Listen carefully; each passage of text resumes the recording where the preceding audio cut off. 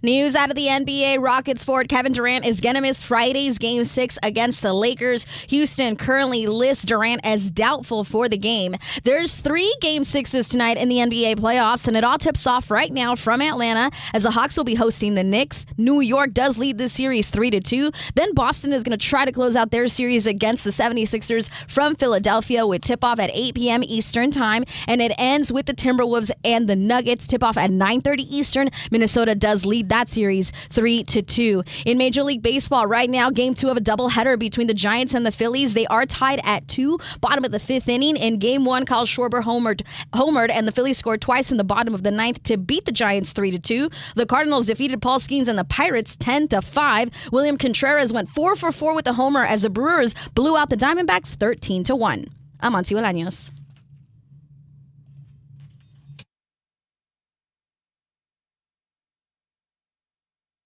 Elijah, put the camera on me.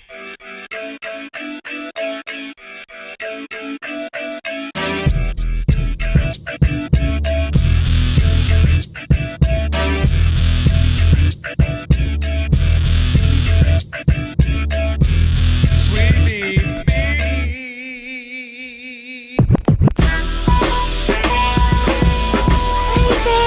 Can this sports writer and this sports fan share a radio show without driving each other crazy? Now, live from the Fox Sports Radio studios, here's Fox Sports Radio's Odd Couple, Rob Parker and Kelvin Washington.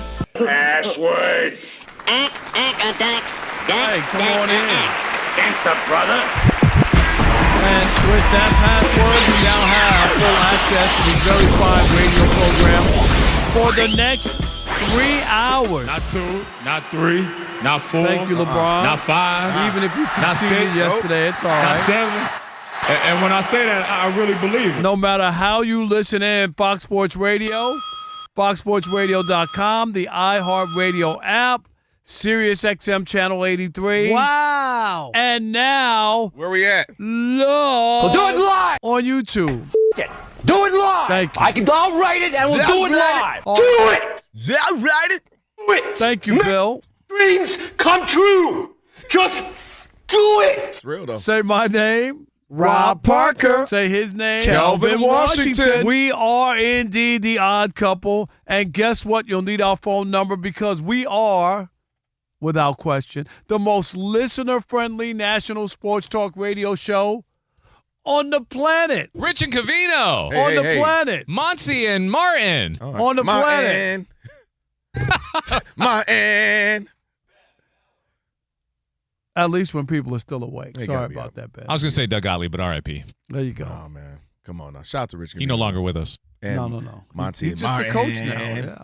All right, write it down. Committed to memory, 877-99 on Fox for you laymen who can't figure out letters or numbers. What is it? Trigonometry. It's 877-996-6369. And if you hear feedback on the line when you do call in, it's your own fault. What's it that? means only one thing. You forgot to turn down the radio. Turn it down. That's right. And if you call in here and have a problem with what we say to you, guess what? Tough. Because Well, I'm talking to you the way I want to talk to you. Do you have a problem? Turn off your station. that's right. With all that said, always remember. Sweet oobie. Yay. Let's go. Big show. Let me welcome in my co-host. He is Kelvin. Washington. What you say? Brown down, Brown town, Brown. What? I said how Rob. How Caution. now, brown cow? That's all I said. Right, yeah, he was talking about his brown. Racist. I ain't gonna lie, this is a lot of brown on brown. Racist. Yeah. Am I allowed to say that? Because we're Nobody black wears people. brown. We're black Can't do people. that. But then, really, like my skin is brown with the brown on brown. So like I'm brown today, but I'm brown, black. K. You know what? When he walked in the door, I thought boy. there was a UPS guy trying to sneak in. I was just. What you trying to say? I would have let him in. It's too soon, bro. Kelvin would have let him and the truck he came in. I'm just saying. Beep beep beep. Back it on up. Yeah. You come got anybody make a left. else? Beep beep. Yeah. Whatever. Were you at Columbia when they stole the computers out of the journalism program? They asked me, was I at the Louvre? When in there was like, yo, go get the Mona Lisa. You know what they did at Columbia? Guys, they put on smocks and whatnot. ABC computer repair Yep, service. they just walked right in, didn't they? Walked in, started undoing the computers, So smart. and the students held the door and stuff for them to take the stuff out because they were going crazy. Who would do like that? seriously, like it's so bold and like we have a work order. We have a work order. Who's going to stop and say you don't have a work? Why would they? I mean, how many movies have we seen where they knock on the door and they just flash any kind of badge? Right. You can be a kid sheriff, but hey, you just whoa, yeah. It's true though. Jim Jackson said, "Wear a vest and have a ladder. You'll get in anywhere." Oh, I've seen that. Well, I've seen that stuff. Yeah, I've snuck in plenty of parties. One day I'll tell you about some party sneaking in stuff. I see you got you a fresh haircut out here in these streets. Rob looking good. Ooh, where you going this weekend? I don't know. Nah, you doing something. I'm back, baby. I'm back. Where are you going? Did I do Listen, that? let me tell you something. Alex. Oh, gosh. Hey, say that on air, please. Hey, Alex, dump that even though it was only me and you that heard it. Just dump it out my ears. I don't want to hear what I just heard. Yeah, you're listen, Ian, shout out to Ito. We'll get to everybody here. Ivante. What, because he ate the potato salad? That was the it? greens. He's been black ever since. Hey, yo! You see how he ate the collard greens? It was done. You hear how you see how he texts us? What up, dog? I'm like, wait. Ian used to be like, hey, guys, well, I'm going to be in for you today. What are you thinking? What's some headlines? Ian never sounded like that. Come now, on. all of a sudden, Monty. Flavor. Salutations. Monty, I walk in and give him a regular dap. He got an extra on it. I'm like, hold on, Ivante. You didn't see the part in his hair the other day? Yeah, all right, okay. Monty. All right. I want to see a part and a fade on the side. Don't give him no. Have you ever had a fade, Ian? No. I feel like I can't weigh in on this. Like, I feel like I'm got you you the now racist drop have if a I try to Tay. weigh No, in you have on a it. Tay on the end of your name now. You're okay. That's got to right. be racist. I'm not gonna lie. I'm just saying. I saw him girl named Keisha something. I'm just saying. Oh, okay. Yep. There you go. I'm just saying. He's got a girlfriend. I'm just all talking. right. Shout out to her. What's her name? Don't tell us her name. Be sure to check out our YouTube channel. That's right. You can watch us right now. Just search Odd Couple FSR on YouTube. Hit the subscribe button. Do all that stuff. Hit the thumbs up icon. Comment away. Again, just search Odd Couple FSR and subscribe. All right, let's welcome in the Odd Couple crew. We wouldn't be able to do this fine radio program without them. Alex is our engineer.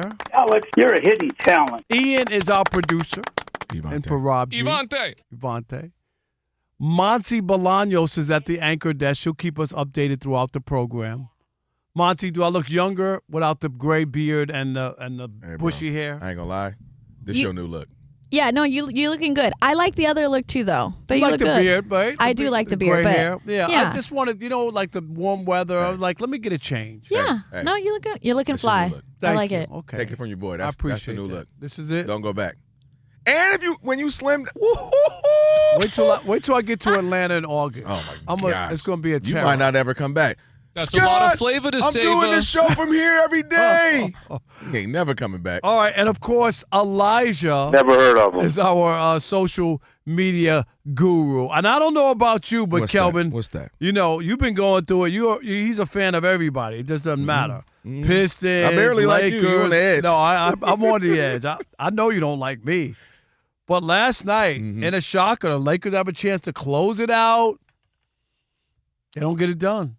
Is it time to panic? What'd you take away from that? I'm going to say no for a couple of reasons. One, just history. No team has come back from 3-0. Obviously, somebody's going to be the first one, right? That just life in sports, whatever. It happens at some point. I mean, how many times the last year or so, no team ever came down back when they were down 10 points with 2 minutes, like the Knicks and all that, it happens. No team ever came back in baseball down 0-3 until the Red Sox did it to the Yankees. Yeah. So my point is it's going to happen. It's going to happen. But I don't think it's this series. And it's less about the Lakers, actually, for me, Rob, and it's more about the Rockets. When I watch the Rockets play, I don't like what I see in crunch time for them, crucial moments. I think when I watch them, especially if the game's going to be within a 4-point range in the last 2-3 minutes, I just don't, and especially without Kevin Durant, I don't feel like they have a game plan. I watch them, and I watch their coach, Ime Udoka, and I watch what he was drawing up, and it's literally just everybody spread out, and we hope Amin Thompson can get past Austin Reeves. Like, that was the play. And Amin Thompson is not a guy who's going to create for other people, who's going to make the heady decision. He's a really good player, and I'd love him on my team any day, but he's not that kind of guy. So for me, it's a lot less about the Lakers and a lot more about what I see from the Rockets. Also, Austin Reeves' first game back, he goes 4-16. I don't see that happening for 2 more games. I see him getting back to being the efficient Austin Reeves that he normally is as well. And so I'm banking on that to be the case as well. And lastly, what do we know? Same thing we talk about with the Pistons. We talk about some of these other teams as well. Turnovers. Lakers turn the ball over a lot, specifically even LeBron with a few turnovers that kind of had you scratching your head early on. So the turnovers shot them in the foot as well. So I expect Houston to 1,000% put up a fight. They got a bunch of young horses who are not just going to give in or cave in, but I don't think they have 2 more games in them, especially coming back to L.A. if it were to come back for Game 7. And, again, a healthier Austin Reeves who gets more, get his footing back, get some time, get his win back. I expect him to play better. And so I just don't see it happening now. So I wouldn't say panic. And that's the benefit any team would have being up 3-0. You afforded yourself the opportunity. You don't have to panic. All the pressure was on Houston. They didn't want to go out like that. I don't expect them to win 2 more. That's saying a whole lot. But Austin Reeves has to play better. He knows that. They can't turn the ball over like that as well. And I expect someone else to come back, a Luke Kennard, one of the guys off the bench to have a better game than I saw from them last night. You panicking? Or I know you're not panicking as if you're No, for the Lakers, I'm not panicking. What you doing? I'm not panicking at all, but what I am doing What's that? is I'm wishing and hoping. Okay. And praying, right? No. Yeah, is that a part of I think it? it's wishing and hoping and praying. Here we go. This is Dionne Warwick, right? No. No? Did she do a version? Wishing and hoping and praying. Thinking and praying. Planning. She was on top of it. We hope that the Lakers choke, and this would be a fitting ending to LeBron's career in Tinseltown. Is hoping and yeah. I like that one. And you know what was good about that I'm one? hoping, wishing, thinking, and praying. You almost got Monty excited in here. She thought we brought a bunch of dogs in here. She's like, oh, my gosh, the whole pound is here. Who needs to go see the new Michael Jackson movie? I know. We just have this. Settle down. Don't get him going. Here we go. That one was one of your better ones off the freestyle. That was freestyle. Come on, I'm gonna give you that. Wishing, hoping, I'm not thinking, gonna lie, and praying. Alex. I think that was better than his pre-taped ones. You better relax. That's right. That are done without you. Okay. Did I mention? There Let me you get to go. that part. All right, but I'm just saying, Looking a little too brown, Kay. what a fitting ending to LeBron's career in Los Angeles would be a massive choke job. Who's hoping, wishing, thinking, and praying for the Lakers to choke, for LeBron to wilt as the longer the series goes, right, as a 45, 8-year-old man? Laker. How in the world it would be the greatest finish for LeBron's career? It would just cap it all. He has a questionable Mickey Mouse championship that came through here. And then to be a part of a first ever 3-0 choke job in the NBA would just be fitting. Remember, his first year in LA, they didn't even make the playoffs, if you remember that. No playoffs in the first year. He won a bubble championship, nothing else. He got knocked out in the first round with Luka when everybody in NBA America picked him. And then for this to happen, are you with me? Are you with me? Are you hoping? First of all, wishing, thinking. Go ahead. All your one more time. Other things. What are those verbs? And hoping. And thinking. And praying. What else? That LeBron's career's gonna end with a major choke job. Let me say this, by the way.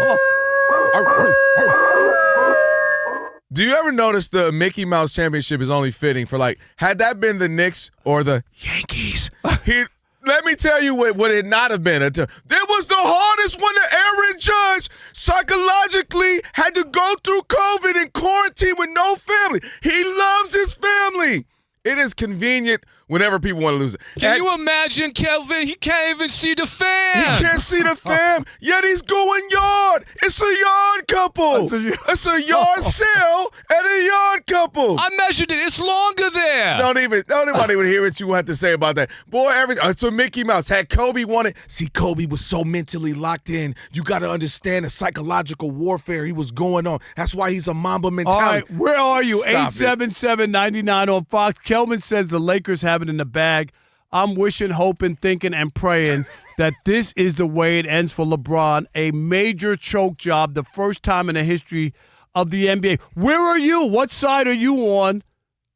We want to hear from you. 877-99 on Fox, 877-996-6369. It is The Odd Couple, where we deliver insight, not noise, right here on Fox Sports Radio. And you know what you need to do? What's that?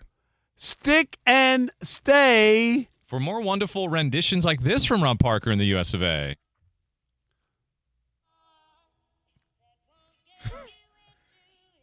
Tell him, Rob! So if you got a commercial! Hey, here we go. All you got to do is wish and wishing and thinking what else? And praying. I don't care. You do care.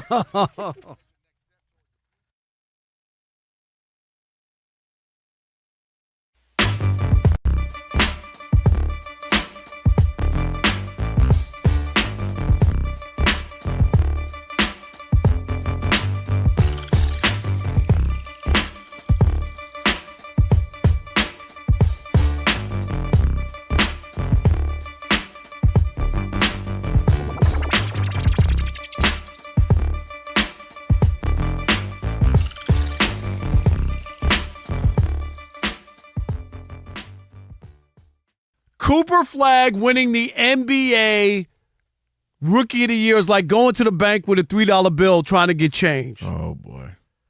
It's Stat Padford in sneakers. That's what it is. Oh, boy. Are you kidding me? Seriously. How many meaningful games did Cooper Flagg play in? I'll wait. Anybody can pile up numbers in the NBA. Somebody's got to score. Knipple played in meaningful games. He helped the team get to the postseason. Come on, man. This is about a narrative. The NBA can't sell Cooper Flagg if he doesn't win the Rookie of the Year.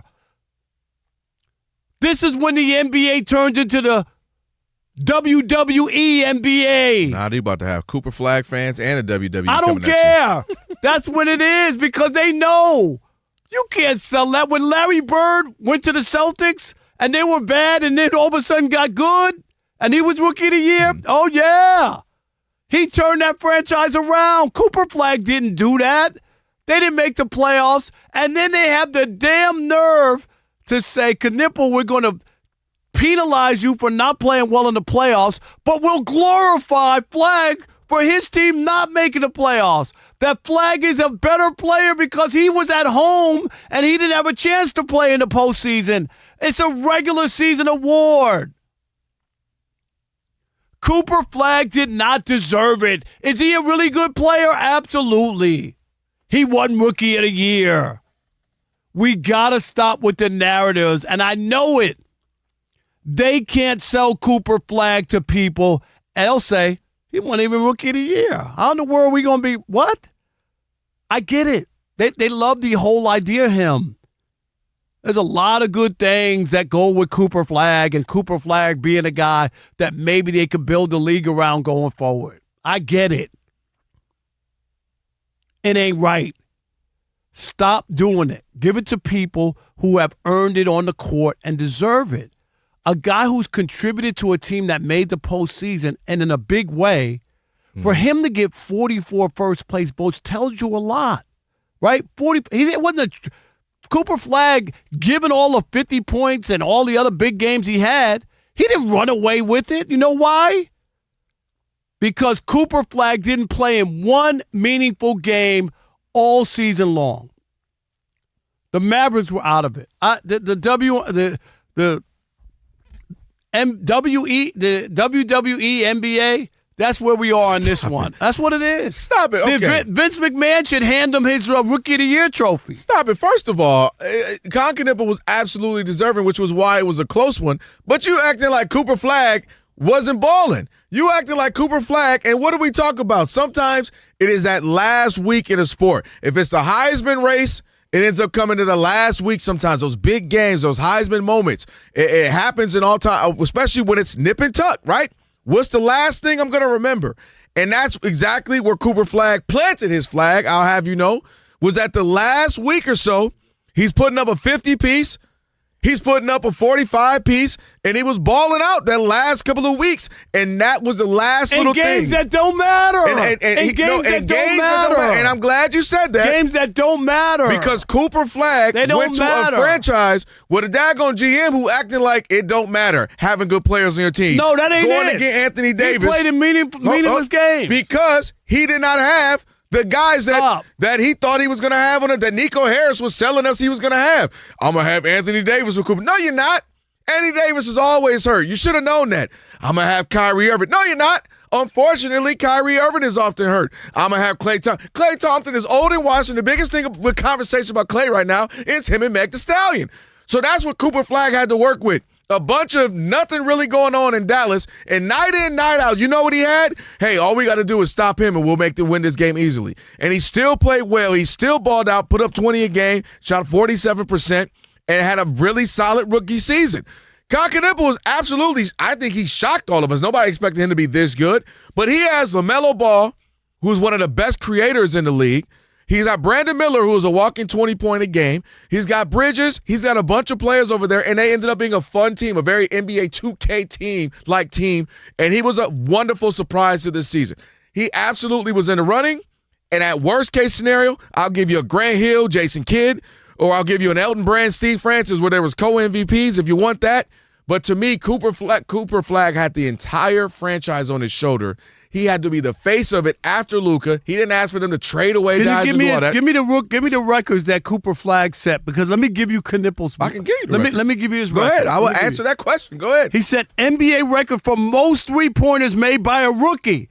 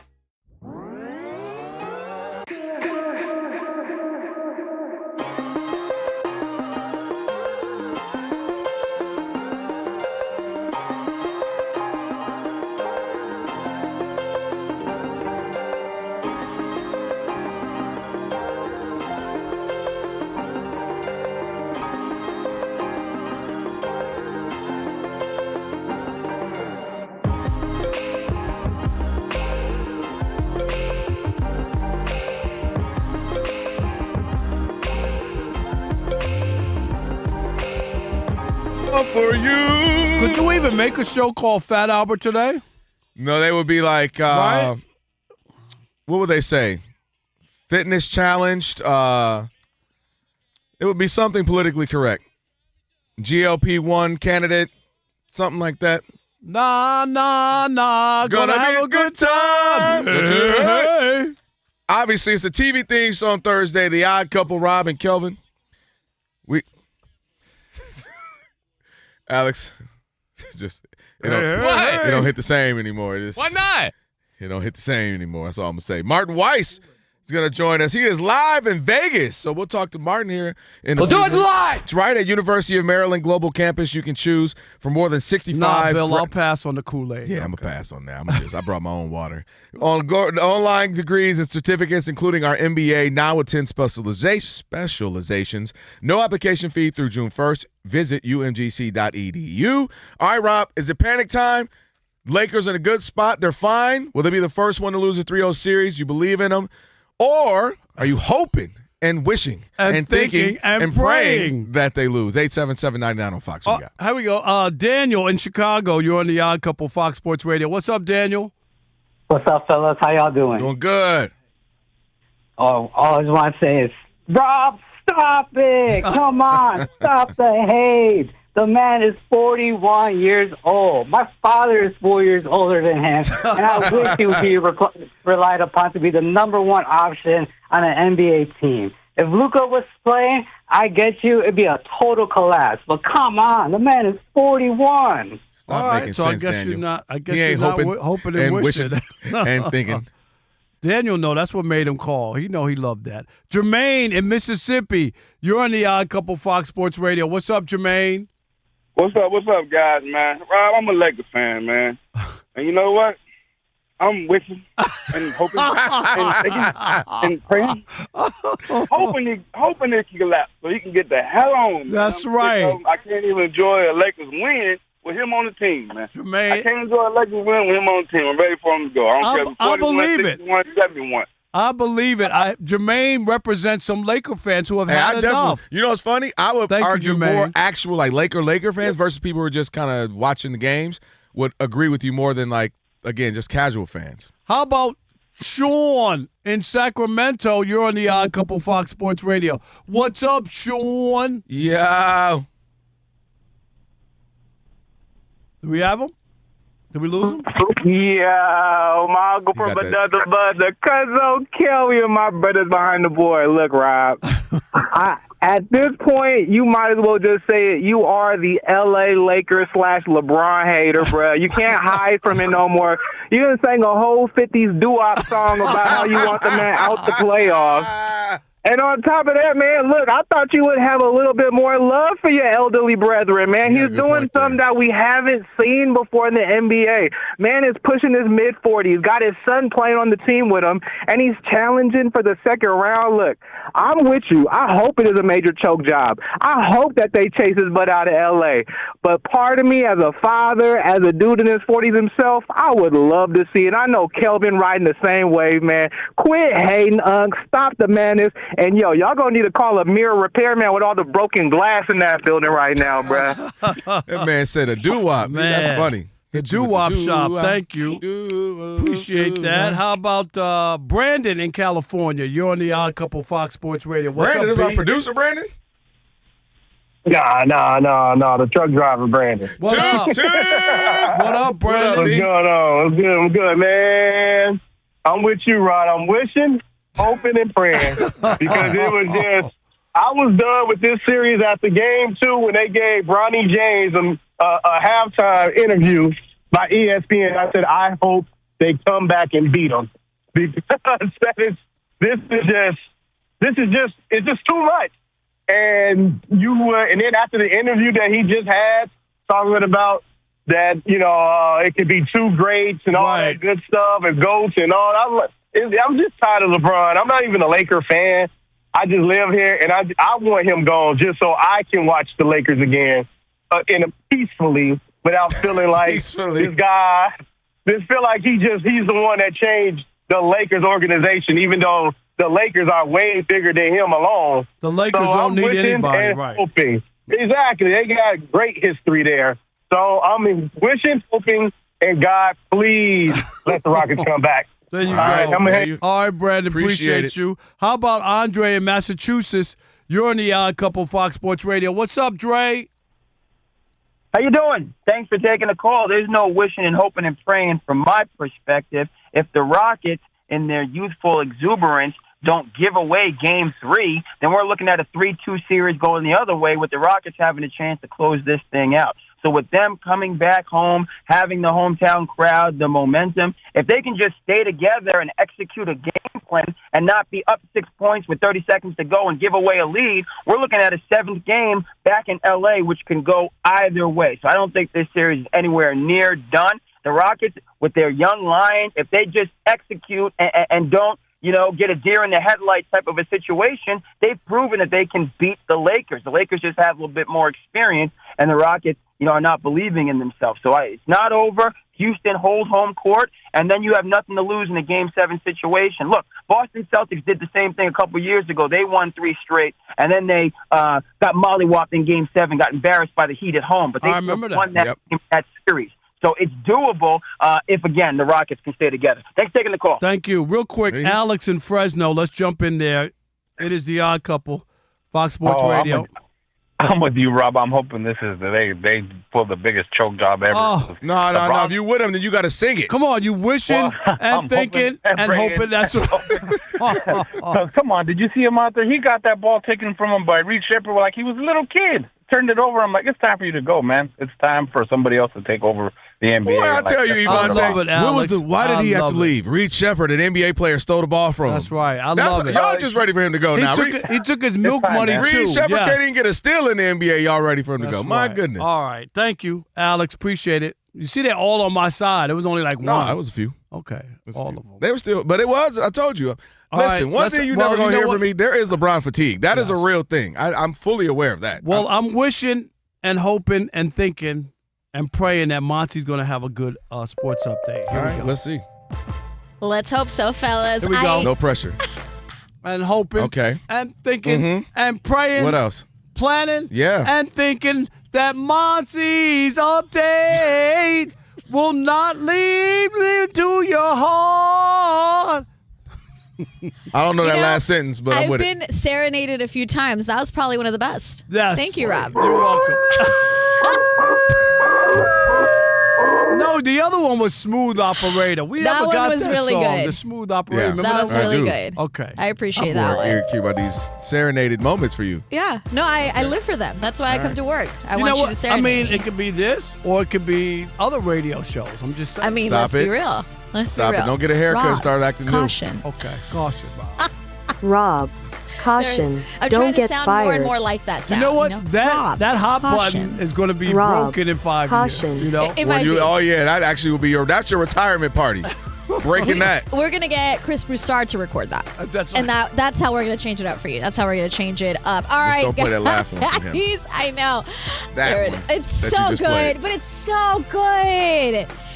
It's so good. I can't. All right. The New York Knicks guys are trying to close out their series. Chris, be quiet. The New York Knicks are trying to close out their series against the Hawks. New York is up 25-13 late in the first quarter. Sixers and Celtics is going to tip off in about 30 minutes. Boston trying to close out that series. And then the Nuggets will try to keep their season alive and force a Game 7 against the Timberwolves, who are playing without Anthony Edwards, without Dante DiVincenzo. That game is at 9:30 Eastern time. There's also the Stanley Cup playoffs. The Stars and the Wild are about to tip off. Minnesota leads this series 3-2. Oilers and Ducks, that's at 10 Eastern. Anaheim leads that series 3-2. When it comes to men's college hoops, Amazon and Duke University have reached an agreement to exclusively air 3 high-profile men's basketball games on Prime Video next season. First game, Duke is going to face UConn in Las Vegas on Wednesday, November 25th, Michigan on December 21st at Madison Square Garden, and then Gonzaga on February 20th in Detroit. When it comes to baseball, there was a doubleheader today between the Giants and the Phillies. Game 2 going on right now, but they're on a rain delay. Top of the 6th inning in Philadelphia. Phillies up 4-2. Game 1, it was the Phillies who also defeated the Giants 3-2. The Cardinals took down the Pirates along with Paul Skeens 10-5. William Contreras went 4-for-4 with a homer as the Brewers blew out the Diamondbacks 13-1. Tigers topped the Braves 5-2 and avoided the sweep. Nationals beat the Mets 5-4. C.J. Abrams with the go-ahead 2-run shot in the 8th inning for Washington. Back to you guys. Hey, Monty, thank you. You're Appreciate welcome. it. It is the Odd Couple. Yeah. What a shocker. The Mets lost again, huh? Oh, my I know. goodness. They're like, I know. what, 17? They've lost 17 out of the last 20, I think. Ridiculous. Yeah, no, it's bad. Hey, but I tell you what, I want that type of job security. I want that type of job We're going security. to talk about that. Yeah, we're going to talk about it. All right, it is a TV theme on Thursdays. Your boys, The Odd Couple, Rob and Kelvin, joined now by our man Martin Weiss. That's right, even gets to drop when he is live in Vegas. Benavidez and Zerto fight. What's going on, Martin? Man, living the dream out here. Steve Hartman would say it's not as hot as you would imagine in Vegas, but the sun is beaming down. So it's not quite hell temperatures, but it's enough to make you want to go to church just in case. All right, well, you know, I'll be there anyway, so I'm trying to get both of y'all to come.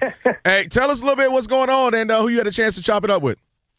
Yeah, so I was out here. Rob G set it up. I'm out here with PBC for the Cruiserweight Championship. David Benavidez and Jerko, like you just said, they're going to be competing for the championship. I got a chance to sit down with Benavidez for about 3 minutes as he was doing the press go-arounds. So I was able to get him exclusively for Fox Sports Radio for you guys. Appreciate that, man. Well, let's hear what he had to say. Martin Weiss here at the MGM Grand, Las Vegas, Nevada, the ballroom where the press conference just wrapped up for the Cruiserweight World Championship for PBC. Defending champion Gilberto Ramirez will have to see David, the Mexican monster Benavidez, who's up 2 weight classes. After winning championships at 168 and 175, I caught up with Benavidez to talk about his new challenge at his new weight. You got the Mexican monster fighting Cinco de Mayo weekend against Mexican champion. What does that mean for you, for the culture, for your family, and just all of that? Man, it means a lot to me. Honestly, this is just a manifestation of all the work I put in for the past 13 years. I've been professional 13 years. Not even the past 13 years, the past 27 years. I started boxing at 2 years old, and this is something we've been aiming for a long, long time. This is an even bigger event because I'm going up in weight, and I'm going to make history becoming a 3-time champion in 3 different weight divisions, from super middleweight all the way to cruiserweight. I don't think there's something anybody's done. So just for that point, going up 3 weight classes, you've obviously been successful at each one of them. What does that mean going forward just in the history of boxing for you? Yeah, it's going to definitely put me in the position in the same category as the greats. But the work is not done there, you know what I mean? Until my career is over, I'm going to still be calling out the best champions, the biggest and best fights, and I want to follow in the footsteps of my idol, of my idols. I have a lot of idols, but one of them is here today, Oscar De La Hoya. He didn't duck no smoke from nobody, and he achieved his greatness, so I want to be like him. You call for the knockout. Now I know that you're fighting a lefty. What specific challenges are you expecting from Zerko, and when do you think that knockout could happen? I mean, specific challenges, every fighter is a challenge, you know what I mean? I did my due diligence. I prepared my defense, I prepared my offense. Zurdo Ramirez, he's a slower fighter, but he's a bigger fighter.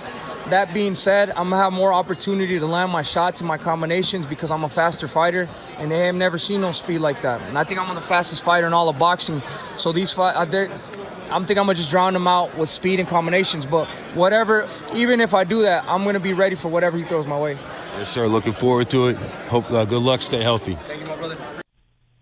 Yeah, so Rob and Kelvin, Benavidez was incredibly confident going in, despite the fact that he's going to be fighting 2 classes up. And when you're sitting there in the press conference looking at those 2 guys, you can see that Zerko is significantly larger than Benavidez, just in terms of just dudes standing next to each other. But Benavidez is a 4-1 favorite. So that thing that he's talking about, the speed and the technicality of it all, I expect to see Benavidez really benefit from that and that extra weight to add more power to his speed. Hey, Martin, give me some vibes out there from the press conference while you were there. Was it live? Were people into it? What we get? No, it was electric. You walk in there, everybody's speaking Spanish because it's Cinco de Mayo weekend, Rob. And they've lined it up to where Benavidez is the only American in the whole card. It's all Mexico versus Mexico, and he's obviously the Mexican monster. He's How is Cinco de Mayo this weekend? Isn't it just the 2nd? Oh, you got to celebrate it. It's the weekend to celebrate it. Oh. Yeah. Pick a weekend, whichever one. This is the one that they picked. It's a Tuesday. I got it. Okay. Line up. Okay, so they didn't do it on Tuesday. They did it on Saturday. He is upset it didn't fall on a Saturday, Martin. Sorry. Right. But you could see, like, most of the times, like, I went to the Floyd Mayweather, Conor McGregor press conference, and these are 2 dudes at that point who looked like they really didn't like each other. This was a different vibe. This was very much like, it was electric.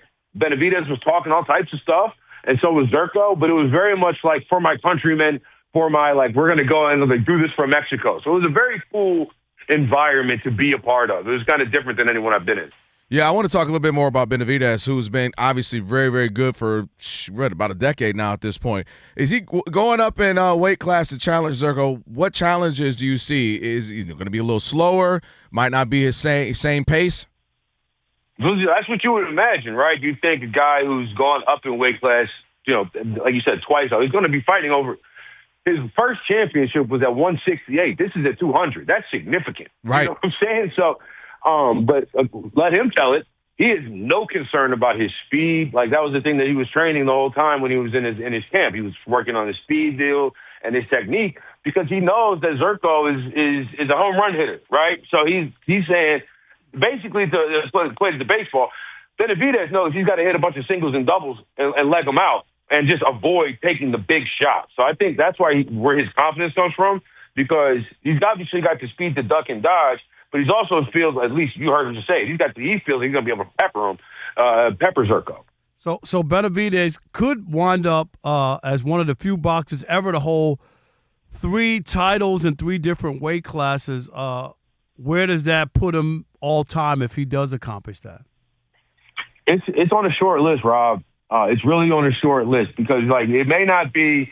You may not have the Floyd Mayweather 50-0 record or who knows what it says going forward. But in terms of versatility, in terms of being able to change your body type, people aren't able to do this, right?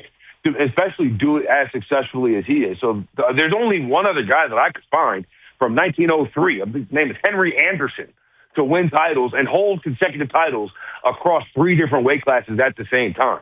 Most of the time when people are holding different titles, they're holding them across WBC or PBC or whoever. It's not a weight class. It's an organization. The weight class is something entirely different. Well, I'll get you out of here on this one. I just want to go a little bit more back to the whole Cinco de Mayo. Yes, Rob, they're just celebrating this weekend. It's Tuesday. Just combine that with Taco Tuesday. We'll have a great day. All right. Well, it's always, that's always big fight weekend, man. Just tell us a little bit more why that's kind of the one that typically has the best fights mostly of the year. I think it's just really kind of built in the same way that Daytona 500, everybody's going, right? They were building this up fight of the year, especially too because boxing is so international. So you end up getting, again, this is a full Mexican card just about, but you have these different, it's almost like a sense of patriotism, right? Especially for these smaller countries or countries that aren't competing. The United States is winning gold in basketball and is winning. Is in the World Baseball. The United States is dominating at these competitions where a lot of these other places are not. And the one guy that they have a few guys that they'll have is, they're boxers. And they can go and be champions. And a guy like Benavidez, who is from Phoenix, born in Phoenix, but to 2 immigrant parents, he's and very, very in tune with his Mexican heritage. It's something for him, it's I want to go do this kind of for my forefathers. Right. It's a very cool, very, very awesome, in the concept of just people walk so I could run, and now I could, you know what I mean? Black people have a very similar story. I think most minorities do, but it's now all these people basically he stands on the shoulders of all these giants that come before him. And Cinco de Mayo is, it's literally the Day of the Dead. It's a celebration of all these different lives and your ancestors and so on. So I think that has a lot to do with it. Yep, there you have it, man. Hey, well, have some fun out there. Enjoy the fight. Hopefully it's a good one for everybody who's going to be watching it, too. And hopefully you brought more than one Steve Hartman golf shirt to wear while y'all in Vegas. I did. One phrase, many shirts. Okay, so don't worry. There we go. Hey, enjoy, man. Appreciate you, Martin. Thank you, brother. Why you always got to be mean to people? Well, look, all right. Don't get no text. Rob, in 1981, Shekel City. I borrowed a golf shirt from Al. Actually, it was from Bo Jackson. It was big. It was too big for me. But Tire Rack Play of the Day on the way as well. You're mean. Fox Sports Radio. You are so mean.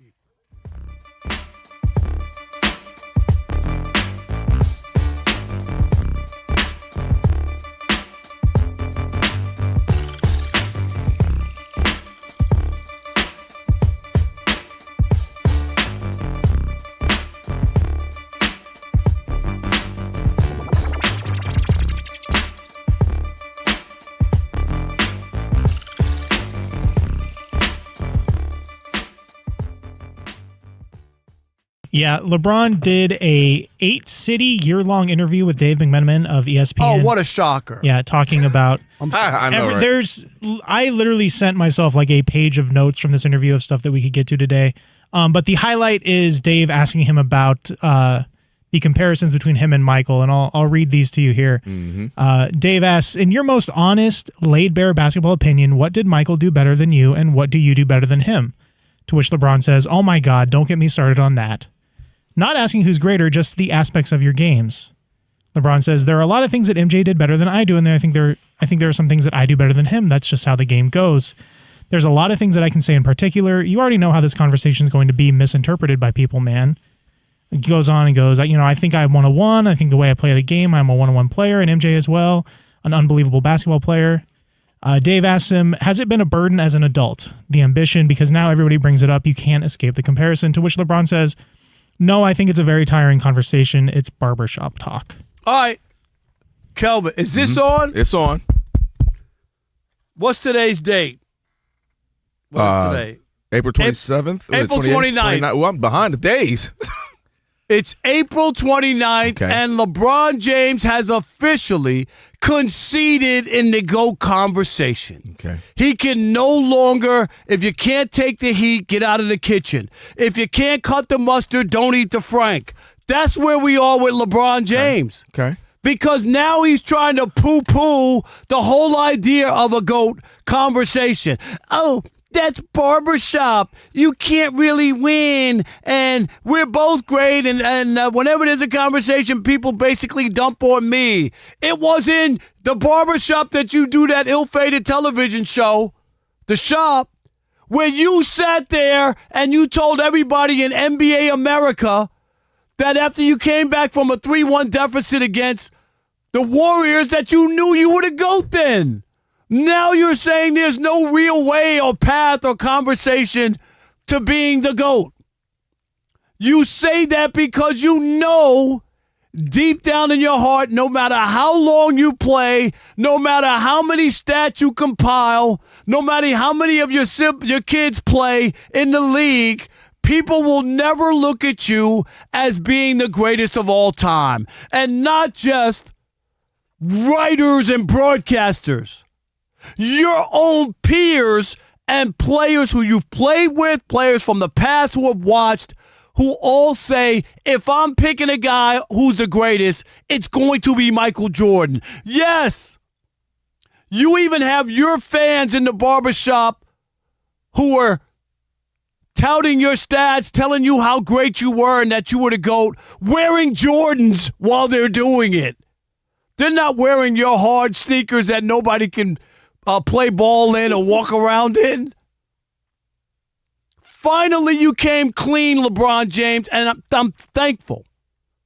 You realize that despite you self-proclaiming yourself the GOAT, that it's not going to work out for you. Having your son in the league, playing with him, going to all these NBA finals, but being the finals failure of all time, losing more finals than any other regular season MVP in the history of the NBA, and all these numbers that you compiled up, they don't make you the GOAT. Longevity and compiling stats don't make you the GOAT. And he finally, Kelvin, he's come clean and realizes that he's not the GOAT, he can't become the GOAT, and he never was the GOAT. Where do you have him ranked? Second. All right. That's all I wanted to hear. I'm not some crazy. No. The only reason why I say that is because I think that's the context to where I feel a little differently than you. I think LeBron realized quite a bit ago he wasn't the GOAT, and I think when was he in the barbershop? Yep. And I'm gonna tell you why. I don't believe quite a bit of what he says because I think LeBron is fighting against LeBron. I think LeBron knows he wasn't going to be able to go. He might internally feel it, meaning like, hey, I just feel like they're the best. Like Kobe might have felt like he was the best. Like Jordan might feel like they're the best internally. But I think LeBron knew for the collective, he was not going to be that after he lost to the Mavericks because he had that thing where everyone could say, you let J.J. Barrera stop you. You let the Maverick team stop you. You didn't. You got the whole super team and you failed. And, of course, Jordan was 6-0. So I think he knew for a fact, which is why I've always believed he's trying to blaze his own trail. Start to do things differently. All right, now I got the scoring title. I play with my son. I switch conferences. I got a title at the Cavs. I got a title with the Heat, couple, and I got a title with the Lakers. I've gone from conference to conference. I've gone from team to team. And so I think LeBron, to me, where he started to try to build a new case was in the other things.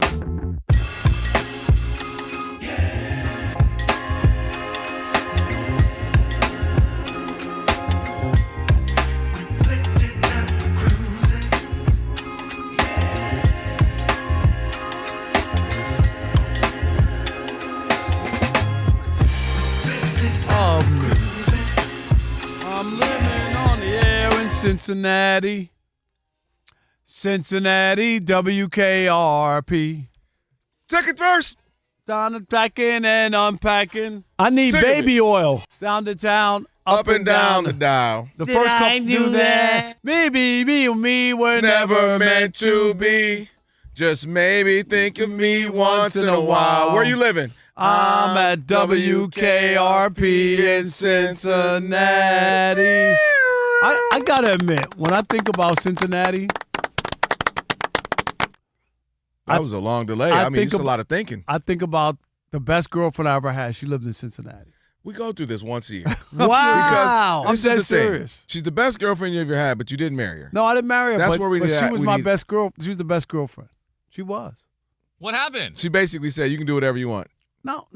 She was just a nice person and all that kind of stuff. It just, like timing and all that. Timing is It just- real. It just, Timing is you know real. what I mean? It wasn't her. It was just the timing and Yeah. everything was going on in the world. But She's still out here in these streets? no, she's married with like 4 kids. So sometimes I'm like, wow, that could have been me.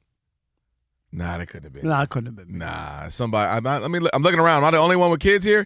Yeah, that couldn't have been you. Yeah, you. That's a different lifestyle, bruh. But she has 4 kids. I'm just, like when you see, like who you Can you see, Rob? No, I couldn't. Honey, I- I'm 4 kids. home. Coming home. Daddy. Little Robs. Yeah, could you? 4 kids. Daddy, how was work? Let me tell you. You know what's funny? The number one thing that you wouldn't be able to handle. 2026 homework. Oh my gosh, you would never feel more like an idiot. Because every 10 years they update how we do stuff. So the way we used to do it, put the one here and put a zero and the common denominator. Mouthing, man. No, I believe completely different. All right, Odd Couple TV theme song Thursday as usual. Shout out to Martin Weiss, just joined us out there in Vegas. Appreciate that. Ivante will get that up on the pod. It is now time for Shekel City. Welcome to Shekel City, the home base for Rob Parker's daily picks against the spread. All right. I know you better not have the Hawks. 1-1 last night. No, 1-1. Okay. It's not winning. That's a good point. But I did have the Rockets plus 4.5 over the Lakers. did. Remember, I did Yeah. pick that. All right, 122-89 is the record. 122-89. Here we go. Celtics minus 6.5 at Philadelphia. I'm going to take that as my best bet. And I'm going to take the Nuggets minus 6.5 at the Timberwolves. Those two bets That's a look like good compliment to bets, them. right? That They got to be. Both of those. No, I'm saying that I thought Timberwolves could have been bigger. That spread, you know what I mean? No. You're out, and you're out, DiVincenzo. Right. Like, that could have been. But there you go. A Nuggets minus 6.5, Celtics minus 6.5. And remember, I'm not telling you who to bet on. I'm telling you who I bet on. All right. Let's get did you see chippy. the John Wall news? I did see the John Wall news. Shout out to John Wall. He's going to be running basketball at Howard University, one of the more prestigious HBCUs. Explain what that means. Historically black colleges and universities. It's a big deal because you're starting to see more and more folks go and do that, man. Because Alex thought it was a hamburger place. He wasn't sure. Ivante knew. Ivante went to a HBCU. Yeah, okay. Chill. So that's big shout out to John Wall, man. I like the resurgence of John Wall. I don't know. I'm skeptical of it. Okay. Yeah. Well, all right, I mean, talk me through it. What's going no, on? no, What you I'm mean? just saying, like I'm not against him getting that job because Woj got the job at his alma mater. Yep. He didn't have any experience as a basketball general manager or whatever they called him. You know what I mean? I'm not knocking him. I mean, it was alma mater. Obviously, he was around basketball for being a basketball reporter and newsbreaker and stuff like that. But that's what people are doing. We saw it at Stanford too, right? Mm-hmm. With Andrew Luck. They gave him that job with no real experience. So I'm not against John Wall getting an opportunity like that because it seems like there's no criteria for the people that they're hiring. Well, especially for... I'm just saying John Wall wasn't like... I know he's things have turned around, but at one point he was a little... Don't do that. He I was like a John little. Wall. He was a little wayward. He was. That's why I was saying things turned around. I had a The chance to idea be that you around even him, do work mentioned with that. him. Yeah, he's on a nice track. He's talked about mental health, kind of locking in, just being a young man, thrusting to stardom and money, and how he's kind of righted the ship. You got Mike Vick. Is he at Norfolk? Where is he? But he's at one. Who else? He's Obviously, coaching, Deion though. Sanders Isn't he at Delaware? Yeah, but just saying how there are a lot of folks going. Who else? What's Eddie running back with the Titans? Eddie Jones? Eddie, why am I blanking right now? I know. We both are. You are blanking. I see him. Eddie George. There we go. Eddie George is. It's a handful of them doing that. So shout out to John Wall, wishing him all the best, and hopefully he turns. Only his one program around. problem. What's It's at that? Howard, but that's another story.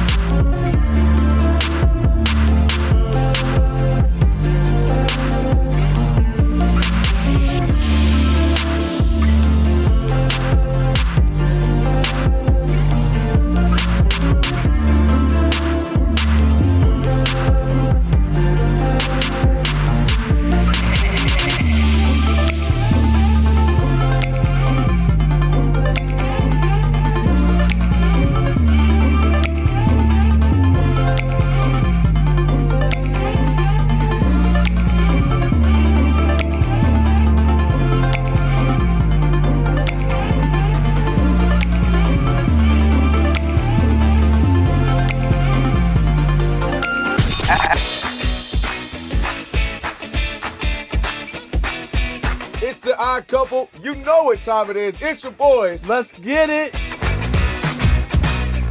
The Odd Couple is fun. Check. And informative. Check. What's up, America? You want to talk sports with 1.5 of the best-looking guys in the game? That game was incredible. You are wrong. You'll be king of the water cooler.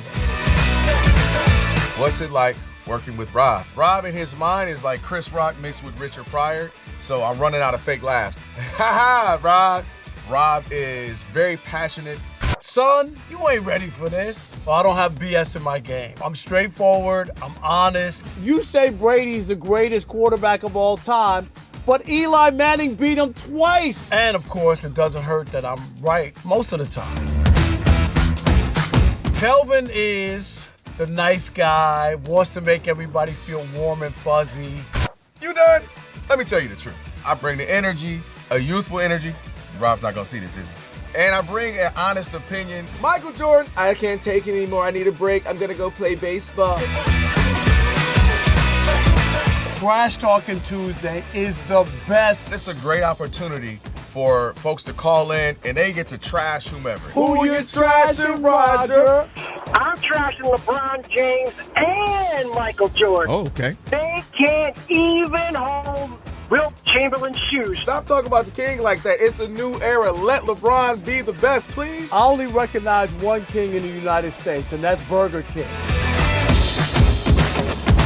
The connection with the Odd Couple audience is incredible. We really invite them in. And they can relate, whether it be things about our own personal lives or our takes on sports. Love you guys. You guys are killing it. Hey, we appreciate you. Thank you for rocking with your boys. They feel like it's just my guys, just my friends, and they join right in on the show. We talk with the listeners, not at them. Obviously, you can listen to us live, but you can still check out the podcast. You can check out our YouTube. You can check us out on social media. So in any way you want to get it, you can get it. Yes. There's some yelling. It is some hot takes. It's a whole lot of fun. I'll give you that. It is fun. I agree. Begrudgingly. The Odd Couple. Sports talk that's too good and too fun.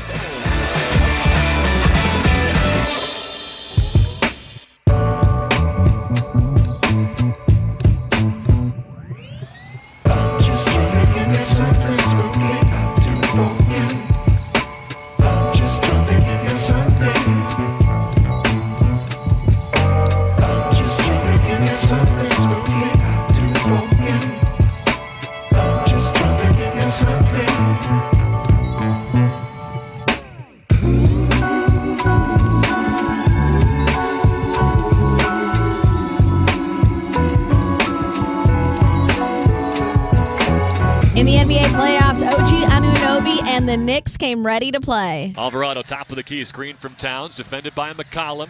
Pile up in the free throw line, and Anunoby springs free for a top of the key three and connects. Everything's dropping in for OG Anunoby tonight. He's got 17 points in 11 minutes. You heard it all on the Knicks radio network. I think everything is just falling for the Knicks in general. Anunoby has 18 points. The Knicks have 60 points, and they lead the Hawks 60-19. They're halfway through the second quarter. Atlanta has made 7 shots and has 13 turnovers. The Celtics are going to try to close out their series next against the 76ers, and at 9:30 Eastern time, it's the Timberwolves and the Nuggets, where Minnesota leads the series 3-2. At the Stanley Cup playoffs, halfway through the first period, the Wild lead the Stars 1-0. Minnesota trying to close out that series. In baseball, top of the 7th inning, the Giants and the Phillies are tied at 4. I'm Monty Bolaños.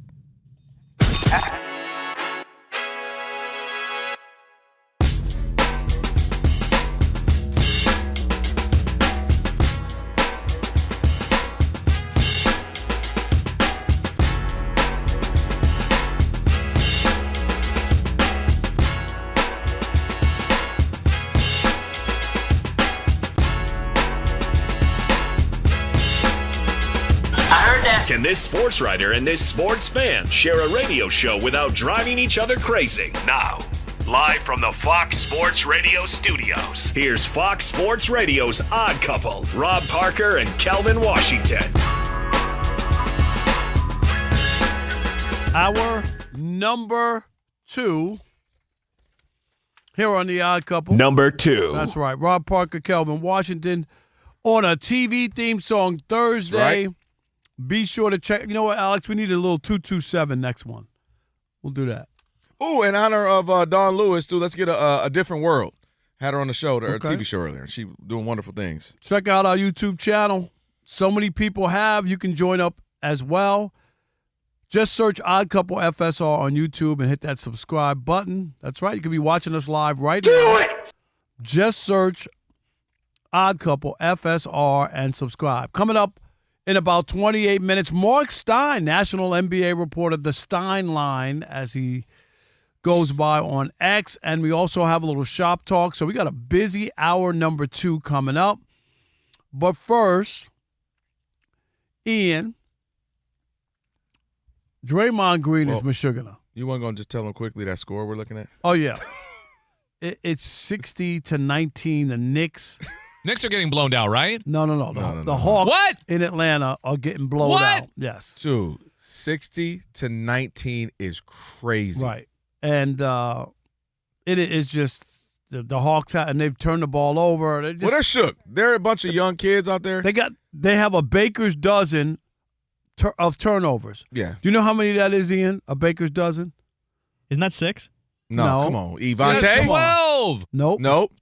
A baker's dozen. What is that? There's 13. There you go. There you go. They had a little extra one. That's for your boy. Baker's throwing the extra one in. They throw an extra. If you're buying a dozen, they throw in an extra one. Oh, okay. So that's a baker's dozen. Yeah. Exactly. Oh, it's about to be a long game, boy. They about to start. You know how the announcers start just making up stuff. You know, man, you ever went swimming with sea turtles? It's going to be a long game, Monty. We about to get their whole life story. You know, when I was 10, I fell off a bike, so I got this knot on my head. Cameraman, put it on me. I was reading Lips, and I think Tim Legler said, "Yeah, it's a Rob, it's a caution."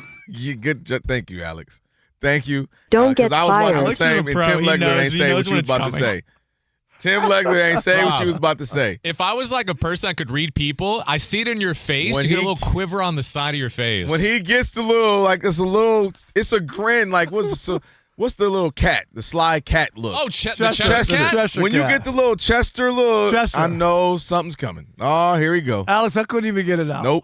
We knew. I couldn't. I'm here to save you. By the way, the Hawks just scored. Wow. Okay. It's been a long time. It's 62-22. So Ian, Draymond Green was a little Meshuggah. Can you fill us in and let's hear Draymond? All right, yeah. So Draymond Green, speaking on his own podcast yesterday, said he believes Steve Kerr hindered his career and wonders why Kerr didn't run any offensive plays for him during the Kevin Durant era. Here's what he had to say. As much as he's done for me in basketball, a part of me think he's hindered me in my career and what I could have become. When KD came from 2016 on, I have not had a play in our playbook. Not a single play that we run for me in our playbook since 2016. But if you're going to take one gripe and not be able to move past it for all the other things, then you're shallow as a person. That says more about you as a person than it does about Steve or whoever else in that instant. You got to take the good with the bad, man. Well, gentlemen, thoughts? Draymond Green is the most ungrateful, egotistical, self-centered, mid player who has excelled being in the right situation and circumstance. And if that's an issue, why don't you talk to Steve Kerr since 2016 about adding a play into the playbook, right? Like, seriously, after the fact where it feels like Steve Kerr is now vulnerable, right? And Steve Kerr feels like he might not be coming back. Now let me put this out here and air out Steve Kerr. You know, I got issues with Steve Kerr, not developing young players or whatever. But do I have issues with Steve Kerr not having a play for Draymond Green? No. Draymond Green is supposed to clean up the garbage. The putbacks, right? And all that's what he's supposed to do. Run a play. I'll give you an example. And you'll remember this because you were in Detroit. There were no plays for Ben Wallace when they were winning when they won the championship. And then you know what Larry Brown did to rectify that? If you remember, the first play of every game was a play for Ben to start the game. They gave him the ball, gave him a chance to, and then they went back to business as usual. That was it. And could be the best player on the floor night in, night out. Am I right? At 100%. You saw it. I think it's terribly weak to bring this up now. And if he did bring it up to Steve Kerr, then he aired out his feelings. Right. And to do this now on the heels of what we think is going to be is a swan song, right, for Steve Kerr. We keep hearing stuff. He's not happy with the owners and all kinds of stuff and the players and all that. It seemed like it's going to be a split. Because what would be the other thing? The guy won you 4 championships. Where he should have a new contract. Season's over. Here's your contract. Sign it, right? And we're done. Duh. Oh, they're getting real. Oh. Nah, I'm not shocked. Atlanta has to fight. Come on. It's in the crowd. For those, Mike Brown is on the ground. He looks like Stan Van Gundy or Jeff Van Gundy. But they better be careful. I'll tell you one thing, because if there's suspension, that's why Mike Brown is trying to keep. The Knicks will be the ones that'll be hurt. Exactly. Right? It won't be Atlanta because they'll be eliminated. Atlanta's saying we're out this thing, and maybe they'll get one game next year or something crazy. But you know what I mean. They're trying to win a championship. Stop. Mitchell Robinson, just to give an update for obviously listening. It's 72-22. Mitch, this is on. We got a whole second half and still 5 got 4.5 minutes left minutes, in this. Right. Mitchell Robinson was getting into it with some Hawks players. He spilled into the first row. Got a little testy. Got Mike Brown hanging on the legs like Jeff Van Gundy again. But I'm gonna tell you this. I'm not mad at the Hawks. I'm not. When you're getting embarrassed like this, you can't be pushed around too. Come on, man. You got to stand up for yourself. At some point here. Am I right? So trying to see what happened. There was a free throw, made free throw. See right there, look. Oh, yeah, they get into it. They just kind of hold, like, I'm not going to let go. I'm not going to let go.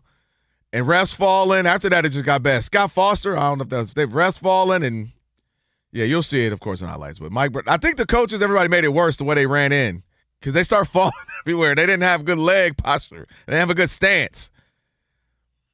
Crazy. This game might – yeah, this might be really bad. It's going to get ugly, Rob, because they're down 50. They're going at each other right there. Yeah. It's Robinson. But it wasn't Robinson and Daniels. But Daniels didn't swing after that. Like, it was really like it was it was all the hoopla that made it worse. Crazy. Look, the ref down, and it wasn't really that bad. Yeah, but the NBA doesn't like to see that stuff. They don't, especially like I said, falling kind of in the first row. But what's going to happen is, we'll move on. But this is going to be a rough game to see because it's already you're down 50. 50. Right. You're going to be fighting. You're nothing else to do. To your point, let me break a few things down for Draymond Green. This is why Draymond is confusing. This is why Draymond comes on podcasts and he says stuff and then he'll have to do what? Apologize. Right. And I have a feeling this is going to be one of those moments. I'll tell you why.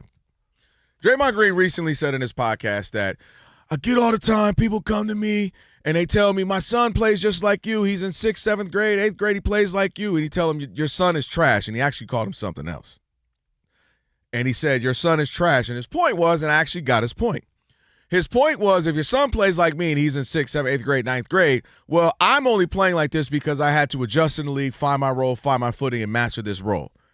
So if you knew you had to master this role to really have a shot to have a longevity in this league, then why are you now complaining in it? You know what this role did? You know what this system did for Draymond? It got Draymond in the Hall of Fame. Draymond is going to go into the Hall of Fame. And this system, Steve Kerr, the way in which they play, is getting him in there. Draymond, I absolutely agree. He probably could have averaged 18, 20 points with the Washington Wizards and win 22 games a year, Rob.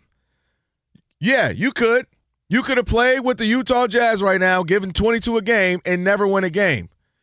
But the fact that you were the first option in the sense that you brought the ball up, you set the tone for the offense. It was obviously going to go to Steph Curry and then eventually KD as well. But my point was, you led the team in assists. You brought the ball up. That was your contribution to offense, and you were great at it.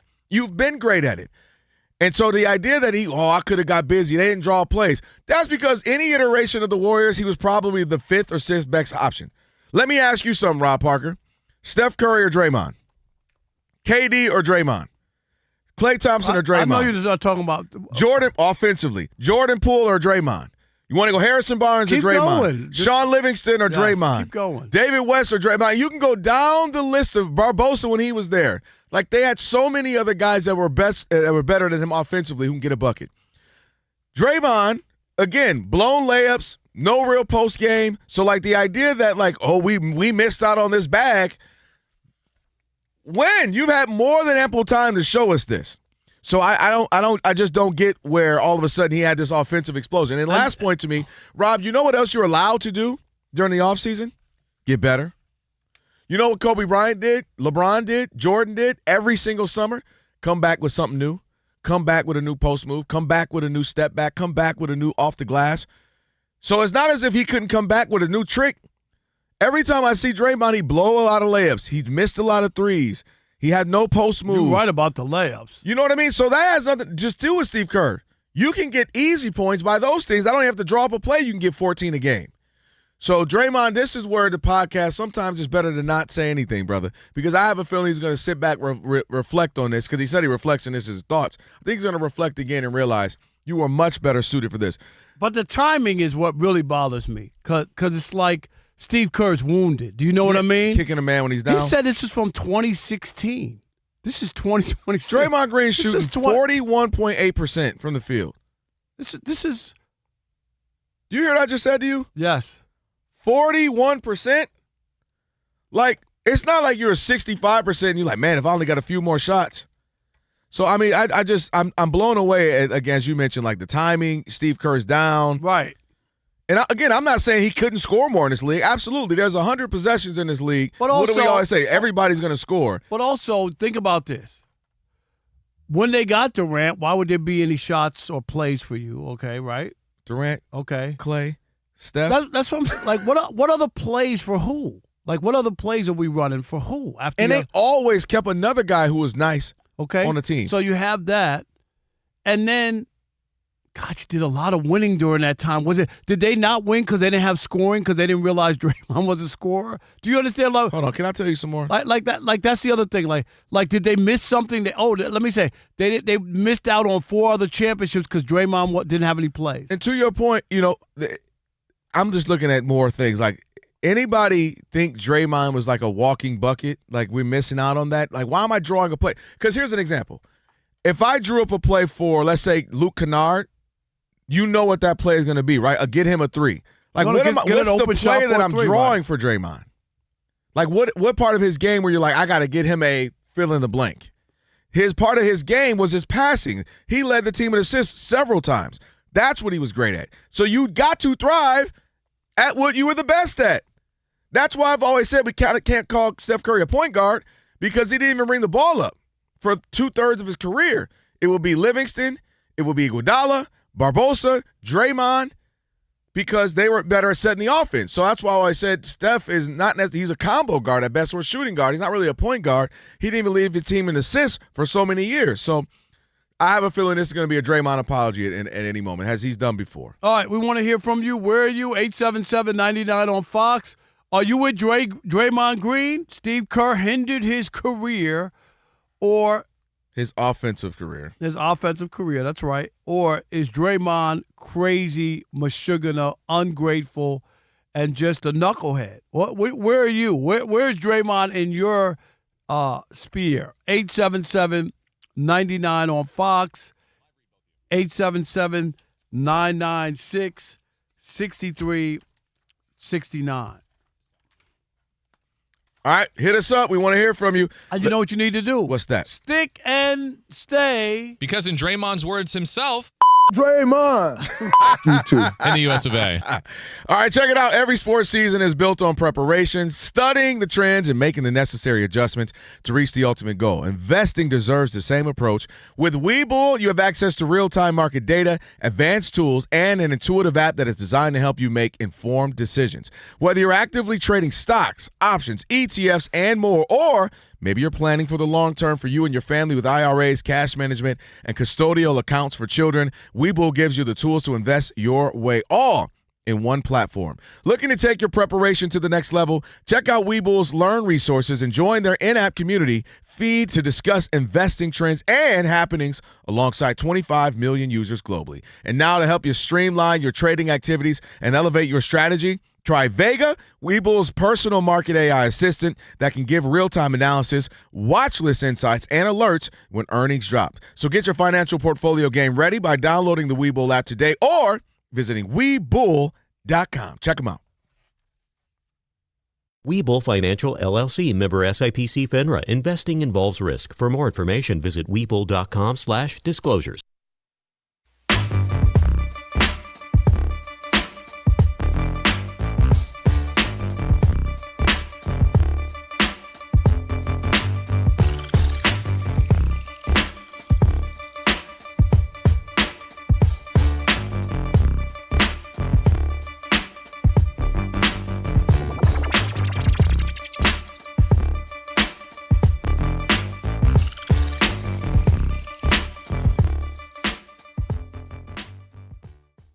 But we need to get here and get started with the Pistons. And you know this, Kelvin, because I've been saying it all year. And you know I'm not front-running or whatever, right? I kept questioning, especially when I talked about the shooting, the three-point shooting. Am I right? Was I not beating that drum? That I kept saying, I don't care what NBA expert came on this show. I said, I don't think they have enough shooting. Like, they don't have enough. And if Cade isn't going off, like, where are you getting it from? And he had a bad night. My God, like 23 turnovers in the last 3 games. Pillsbury on line 1. I mean, I don't know what else to say. Yeah. Duran, I mean, and he got dunked on, which was what a poster that was. Hey, yo, am I right? Postered is an understatement. I think that was the moment. Like, that sealed the fate right there. Like, he stole all the mojo out of Detroit with that dunk. And what's crazy, if you watch that, who was that? Kane, right? Kane. Yeah, he did him like Kane killed Abel. But Kane was looking to pass the ball originally, and somebody jumped in where he was going to pass the ball off. He wasn't even, and then just decided, okay, I'll hold on to it. I'll just dribble down, and it opened up like the Red Sea. And he just said, okay, I'm going to just go for it. And what a dunk that was. And that was how biblical we got. Red Sea, Cain killed Abel. It was biblical. But here's my point, and I'm not going to belabor it. I told you the Detroit Pistons were frauds, and I was right again. I told you before the show that they're the Detroit Lions 2.0, and the Pistons lived up to the billing. They went to Final 5-24 without a field goal in a game to save their season. It was on the table. They weren't getting blown out. They could have won that game. And then, you know what I mean, tied up the series, went back to Detroit and won this thing. And this is a number 1 seed, and they really haven't, other than the second half, Kelvin, of Game 2, where they won a defensive blitzkrieg, they really haven't played up to snuff, up to par. It has been a struggle the whole way, and it ain't like the Magic did something great offensively either. They scuffled. They shot 32% and still won. Because the Pistons turned the ball over to me 20 times. You can't win a playoff game. But I'm telling you, if this is not a wake-up call for people about the regular season being one thing and the playoffs being something else. The Pistons loaded up. They won 60 games. They were playing hard every night where other teams were taking nights off, Kelvin. They were piling up those wins against all these teams that were tanking. We already know the NBA is going to put this new system in place about tanking. We'll get to that. Yeah. There's a lot of other stuff we're going to get to. But this going into the NBA playoffs tonight, this was embarrassing for the Pistons, and I don't know what else to say other than use the F word. I have to use the F word. They're frauds. They're not a number 1 seed. They're a fraud franchise, and I'm not surprised where they are when you really look at it. To me, other than Cade, it's not even close. I think that the Magic had way more talent than the Pistons do. The issue that broke my heart, Rob, is what you just said. You cannot lose a game where your defense is playing well so much to the tune that you hold the other team to shooting 32% and 25% from the free throw. And that's a game you have to win in a essentially do-or-die game. And the number 1 seed has to find a way to win that game. J.B. Bickerstaff, Coach of the Year, has to find a way to win that game. Cade Cunningham, what do you say, Rob? More turnovers in a bakery? That's what it was. I'm telling you, Pillsbury on line 1. Cade Cunningham, you talk about turning over.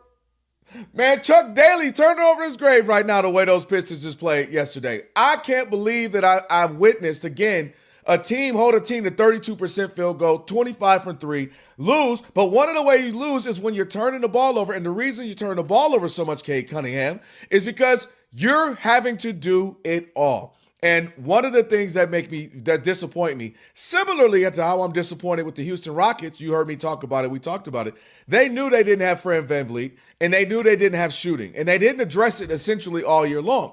And you screamed that the Pistons didn't have shooting. I did nothing but agree because that was the one issue they had. And they did nothing all season long. And during the last little bit of season, people are like, why don't they go get somebody? Where's Malik Beasley? Why don't they get a shooter? And they addressed none of the issues, thinking maybe, just maybe, they could tough their way through the playoffs. And we know the playoffs expose you.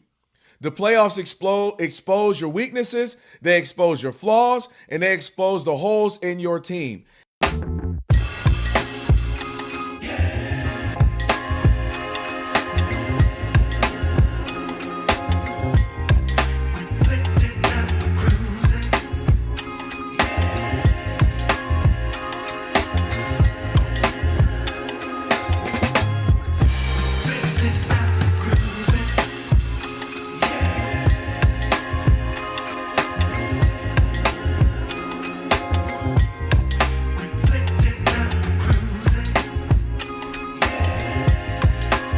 Got radioactive blood. Fox Sports Radio, Odd Couple, Rob Parker. They used to call me Peter Parker in elementary school. Why, tall, long? What, Peter. Just Peter? Parker. I get the Parker part of it. Oh, I thought it'd be something too, because wasn't he a reporter? He was a photographer. Photographer out here in these streets, yeah. Is that the only job for superheroes? Yes. Clark Kent? Because you know what?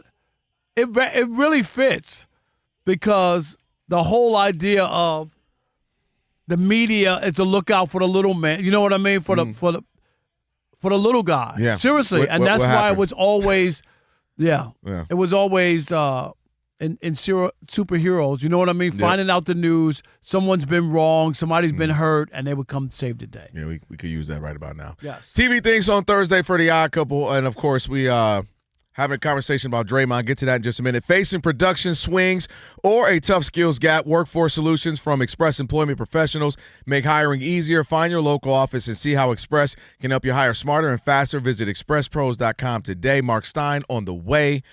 All right, 877-99 on Fox. Draymond, of all things, said he's grateful for Steve Kerr, which you and I believe this is probably the end for him. But he said he does think at night, sometimes he sits back and thinks that he stifled his career offensively. What more could he have been? We both say, what? Man, you better ride this Warrior wave to the Hall of Fame. What say you? 877-99 on Fox. Hey, Peter in Honolulu, you're on the Odd Couple Fox Sports Radio. What's up, Peter? No Parker. Hey, what's up, guys? How are you? Draymond Green is, oh, my God, he is so overrated. The only reason he might get Hall of Fame consideration. No, he's going to get in. He's going to get in. Let me tell you, if anybody played defense, he wouldn't have 9 all defensive teams. Okay, look at Anthony Mason from the Knicks back in the day. He had more points, more rebounds, better shooting, just Anthony Mason. And Anthony Mason had an all-defensive team and an all-star. And guess what? In a harder defensive era, in a harder era to I get all that. Anthony Mason was better. No, but Anthony Mason is a better offensive talent. I don't disagree with that. Doubt. I covered Anthony Mason, matter of fact. He's got no game. Yeah, I hear you. Huge, big point forward. Thank you. Appreciate it. But they won 4 championships. He was there. Defensive Player of the Year, all these defensive awards, 5-time, however many All-Stars. No, he's going on. That's not a question. We already know, the whole criteria of we got plenty of people who haven't won any championships. 4-time All-Star, 4-time NBA champ, 9 offensive, all defensive teams, 2-time All-NBA. He made an All-NBA team? Oh, I didn't even realize that. 2-time All-NBA. Yeah, he's steals champ. Defensive Player of the Year. Know that. He's going in. All right, John in Tennessee, you're on the Odd Couple Fox Sports Radio. What's up, John? What's going on? How you doing? Doing great. Doing great, brother. Good. Yeah, I think this is just poor taste with Draymond. Poor timing, knowing what's going on with Kerr. Yeah. He wouldn't be the Hall of Famer if it weren't for players like KD, Clay, or KD. So just shows his character once again. No, it is. It's a character flaw because there you go. As you're knocking somebody. Actually, you stepping on somebody who fell down, and that's where Steve Kerr is. Yep. Exactly. Yeah, you're talking about this now, and you're saying this is since 2016. This is 2026. I'm sorry, I'm laughing right now. He had ample amount of time to bring this up. This is something you bring up on when they do the documentary. Or, you say, hey, I'm not going to lie. It was hard for me to sacrifice. I did wonder if I could have did more offensively. You don't bring it up now when the man's trying to figure out his life and do I coach. Now, I'm laughing. By the way, thank you for the call because, look, Jalen Brunson ran into the first row, and he ran into rapper Boosie. And Boosie takes the full advantage of the moment and falls on the ground and acts like he's hurt to like he's going to like he just holds his knee for like a minute. Acting like he's going to, sue him. It's pretty funny. That was the highlight of the game, by the way, if you're a Hawks fan. Yeah, I get David in Tennessee. Another trip to Tennessee. You're on the Odd Couple, Fox Sports Radio. What's up, David? Hey, you know what I think of Draymond is Bill Laimbeer. Nothing but a freaking punk that doesn't know how to play good basketball, so has to cheat and beat people up. And it's too bad that he couldn't meet the chief the way Bill Laimbeer did. The chief. That's what he needed. He needed the chief to come in and take care of him so he'd stop his crap. That's what I think. And you know what? The one thing I will agree with you, and thanks for the call, is that players allowed him to get away with it. Like I'm always because he's right about. We talking about the chief, Robert Parrish. Yeah, he give a three line. He just said bop, bop, bop. He had enough of Bill Laimbeer. He just said I don't care, right? And just brought up a great point off the air. You and I were just kicking it, and you said that we were showing the Hawks and how they might have scrapped up a little bit. And back in the day, it wasn't. Yes, there was some people who woofed and talked. It was a lot of two pieces given out. They were fighting. Sometimes a biscuit was added as well, like bop bop bop. I mean, Dr. J pieced up Larry Bird. So you remember that one? My goodness. Thank you for the call, but I'm not going to say Draymond can't play or Bill Laimbeer. Like that's gone too far. We got another one. Orlando and El Paso. You're on the Odd Couple, Fox Sports Radio. What's up, Orlando? Hey, guys, what's up? Listen, Draymond is a Hall of Famer because of the situation with the team. Because it was Clay, it was Steph Curry, and then all the teams around him. I mean, this is a guy who punches on teammates for crying out loud. Right. Give me a break, all right? He is the definition of a goon on that team, all right? He is. If this was the NHL. Yeah. And last thing, listen, I lost all respect for him after LeBron neutered him. Let's just call it what it is. Now, that's funny. And you know what? Everything he does about LeBron. You're 100% right. I ain't gonna lie. LeBron had the magical formula or potion or whatever he gave because all of a sudden he's his mentor. You know what I mean? And he quotes LeBron all the time. They did the AD show together. Anthony Davis' prank show. It's like you didn't see LeBron the first season and then he shows up. Guess who's being pranked that episode? Draymond. Yeah, they're best buds. He is somehow on the banana boat now. Yeah, he is. Unbelievable. Yeah, but be careful whoever that caller was because he might grow Rudy Gobert you. He's been that is my favorite thing Draymond ever did was choke out Rudy Gobert. It's like, he lost it. Monty, because we sometimes exaggerate, he choked. He literally choked him out. That was such a funny image because it was just Draymond. It was just like no one else was on the court. He was just camera cuts and he just has him and it just. And he came out of nowhere. He beeline towards him. And just had him. He forgot that he was playing basketball. Because they had a history too. And Draymond knew he was like first sign of trouble. I am getting this guy. Yes, that's clearly what it was. That's Sag. So funny. They call it Sag Nasty back home in Michigan. Sag Nasty, Saginaw. It came out. He just ran straight and just choked him. Go to sleep. Go to sleep. Go to sleep. All right, Mark Stein on the other side of trending. Monty Bolaños now. All right, guys. I don't think I could possibly jinx the Knicks, but let's just say the Knicks are moving on to the next round. You know what I'm saying? The greatest comeback in history if they lose. This would be so ridiculous, you guys. It was a 67-13 run. 67 to 13. Has to be a record. The score right now at halftime: Knicks 83, the Hawks 36. Monty, get it right. That's a mistake. This is it. You said the Knicks. What's the score? Say it again. 83. And the Washington Generals. And the Washington. This is unreal. Mitchell Robinson and Dyson Daniels also got into a little scuffle and got ejected. Mm-hmm. Oh, they got ejected? They got ejected. Oh, I didn't even see both of them. I couldn't see. Oh, wow. It was super small. They both got ejected. They were probably like, we can't let this get worse than it is. That's the funniest thing. They didn't even do anything. If you really watch it, they didn't do anything. No, they didn't. All the coaches and refs, everybody falling made it look worse than it was. The tension, you must be able to feel it. The Hawks were booed at halftime. The few Knicks fans, not a few, there's a couple, were cheering. OG Anunoby, 26 points for New York. If you get to watch the Celtics and the 76ers, because I don't have Peacock, so I'm not watching it, Philadelphia is up right now 15-14 late in the first quarter. Joel Embiid, 5 points. Jason Tatum, 5 points. Boston trying to close out the series here. Minnesota's going to try to close out their series later today against the Nuggets. That tips off at 9:30 Eastern time. When it comes to the Stanley Cup playoffs, the Wilds are up on the Stars 1-0 after the first period. Minnesota could close out this series with a win. Then at 10 Eastern, it's the Oilers and the Ducks, where Anaheim leads the series 3-2. Major League Baseball, 2 games going on right now. The Giants and the Phillies are tied at 4, bottom of the 8th inning. This is game 2 of their doubleheader. In game 1 between the Phillies and the Giants, Phillies won it 3-2. We also have the Blue Jays and the Twins. Toronto is up right now 1-0, bottom of the 4th inning there. Cardinals already defeated the Pirates 10-5, even though Paul Skeens was on the mound. Reds took down the Rockies 6-4, and the Mets have lost another one. Nationals won 5-4 there. Back to you guys.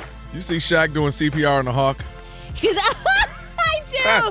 Because what else are they going to say? Look, there's nothing. Kenny Smith waving the white flag. Yeah, just wave it. Just call it a wrap. You know what I'm saying? Maybe go sign some autographs. Do something for the fans. You know what, Monty? Hold on, wait. I know we're about to get to Mark Stein in 1 second here. Alex, turn it down. I figured it out. Rob, you'll love this idea. Go ahead, have Magic City night now. Go ahead. Live your best life. Just go ahead, have it now. Might as well. At this, they're down 192 points. Mark Stein joining us, national NBA reporter. I wasn't sure if that was the Hawks he put in that casket or inside the NBA. I was just trying to. Man. Well, that is, you're right, a TNT. What are they about to do for it? Mark, what would you be talking about if you were on the call for this game for the next second half when they're down 89 points? We're all words people. We're supposed to have words, but I don't really know what to say. This is not in any way what anyone expected. Earlier today on my Substack, I published a piece by Jake Fisher, who writes for me a couple times a week, and we're talking about this is Atlanta's best season since 2021 when they went to the Eastern Conference Finals, and the anticipation is that Quinn Snyder and C.J. McCollum are going to be back on new contracts, and when you have a 47-point deficit at halftime, the largest halftime deficit in NBA playoff history. Crazy. I mean, this has been a weird series because Atlanta's 2 wins were both by 1 point, which a 1-point game is, the smart analytic minds in the NBA will tell you that a 1-point game is, often random and, a coin flip. And I mean, the Knicks, I'm sure the Knicks think they should have won this series 6-0. Right. When you think about it, I agree. Yeah, I'll count this game as 2, by the way, yeah. How do they, let me ask you real quick, Mark, with this one, it's almost a weird one for the Knicks, do you start the bench second half? Because do you want to get Jalen hurt? How do you come out the second? Do you play a little bit? What do you do? If you're the Knicks, the Knicks have just been hearing for weeks, maybe months, since the NBA Cup in Vegas that, this team is up and down. James Dolan had the interview about this team should win the championship. I mean, this is an incredible, strategically, I know you're asking strategically, but I'm just saying in the grand scheme of things, I mean, this is just a tremendous night for the Knicks to be able to finish out a series like this because they're most likely going to have to deal with Boston in the next round. And, the vibe around the Knicks hasn't been great. So to be able to close out a series in this manner, and yes, I think we are safe in saying that Atlanta's not coming back in the second half. I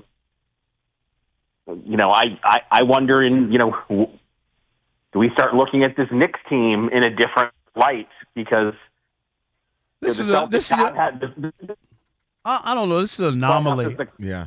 I mean, right. It is an anomaly. It is an anomaly, but look, I thought Atlanta was going to win this game and take this thing to 7. So, yeah. I'm not saying. I'm just saying. Even when the Knicks beat the Celtics last year, the Celtics missed 75 out of 100 threes. I just can't. You know what I mean? Mark, that was an anomaly. That's never going to happen. The Celtics have lost 2 games in this series to Philly going into Game 6 tonight, where they also shot the ball terribly. I mean, the reality is the Celtics started these playoffs as the closest thing to a favorite is. So all all I'm saying is the Knicks are going to be able to go into that series feeling very, very good about themselves to go into Atlanta. Now, the Hawks are small compared to the Knicks, but the Hawks have, wing defenders and are known for their ability to cause havoc defensively, and for the Knicks to be able to shred them like this in a deciding game, that Knicks-Boston series, if we get it, to me just got a lot more interesting. No doubt about it. Let's go to the Lakers and what happened last night in Los Angeles. And did you see anything there, or is just one of those nights and Austin Reeves couldn't find a shot and, they lost and they'll bounce back? Turn the ball over. Yeah. Where are you on the Lakers? Can they choke this down? Look, I think we all understand that Austin Reeves comes back, but realistically he was back probably sooner than he should be. I mean, he was back from an oblique strain in less than 30 days. And, credit to him in a contract year to come back that quickly to try to help his team. But look, without Luka Doncic, this team has a very, very slim margin for error. And you have to say that the Rockets, without Durant, as young as you could be in the playoffs, their young guys have really responded to that Game 3 collapse, which was another show in these playoffs that you watched it and you struggled to believe it. So, look, I think the big takeaway is all these series are going 6 except OKC and San Antonio. It's hard to see how those teams don't end up in the West Finals. Minnesota tonight's got to try to close out Denver, but now they don't have Dosunmu, who was the hero with 43 off the bench when they took a 3-1 series lead. So Minnesota is so shorthanded. Can the Wolves scratch out one more win? But even if Denver comes back from 3-1 down, the state of their team health-wise, the exertions it would take to win that series, are the Nuggets really going to be able to push the Spurs? It's hard to see. It's hard to see the way that this series has gone. Mark Stein, our guest on the Odd Couple, Rob and Kelvin, of course, national NBA reporter. Make sure you check out his Substack as well. Tell us that in just a second. Let me go back to the East. What a great game, just as far as an NBA fan, to just watch Paolo Banchero, former number 1 pick, go up against another former number 1 pick in Cade Cunningham. They both put up 45. That was just a great thing to say, just from a basketball purist standpoint, to enjoy the game. But what do you make of that series right now? 3-2, Magic up. Pistons probably thought they'd be done with it by now. Yeah, I mean, you would think Orlando is going to be able to take it. They've got this Game 6 at home, which is obviously a massive opportunity for them. But the Pistons, I just do wonder, and even if the Pistons find a way to come out of this series, even if they come all the way back from 3-1 down, they had an opportunity at the trade deadline to be more aggressive and look at this East and say, you know what, let's go for it. Let's make a move for a shooter, because they have the assets to do so. But they decided to go the route that the Thunder did a couple of years ago, won the West, but said, you know what, let's see how our young guys do on the playoff stage. And that Thunder team lost to Dallas in the first round. And then that Thunder team went out and got Caruso and Hartenstein, and those were the missing pieces on what eventually became a championship team. And Cade was phenomenal, and you got to give him a lot of credit for how fast he came back from a collapsed lung, which is not your basic kind of injury. I mean, he was back before the end of the regular season, which even that seemed hard to believe.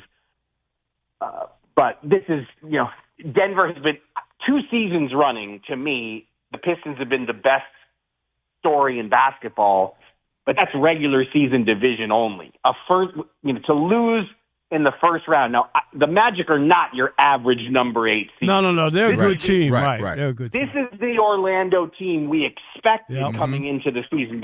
They're playing their best basketball at the right time after a disappointing regular season. But if the Pistons go out in round 1 again after leading the East and winning 60-plus games, I mean, that really takes the shine off everything they did in the regular season. There's just no way around it. Yeah, would that just be a general manager issue, or do you start looking at Bickerstaff saying, "Hey"? I don't think because they got rid of him in Cleveland, despite them. they did well during regular seasons, but not in the playoffs. I think that, like I said, I will love to hear the rationale after the season, because that question will be posed to them. Why didn't you guys? You saw this as a wide open East. Like, again, we're talking about the Celtics as the East favorite, but it's not the same way the Thunder and the Spurs kind of lord over the rest of the West. Like, the East was up for grabs. And so I will be interested to hear how they answer that question about the path they took. I mean, they're still so young, and Cade took a huge leap this season, but I mean, he needs more help, clearly. I mean, everybody's been saying that they don't have enough shooting and they don't have enough playmaking, and they're going to have to address that. They better this offseason, no matter what, win or lose or draw. Hey, Mark, appreciate it, man. Thanks Thank you. as always. All right, guys, be good. Talk soon. No doubt. We'll do it soon. Hey, Shop Talk on the way. We'll see you what Ivante's cooked up for us. It's The Odd Couple on the TV theme song Thursday, Fox Sports Radio.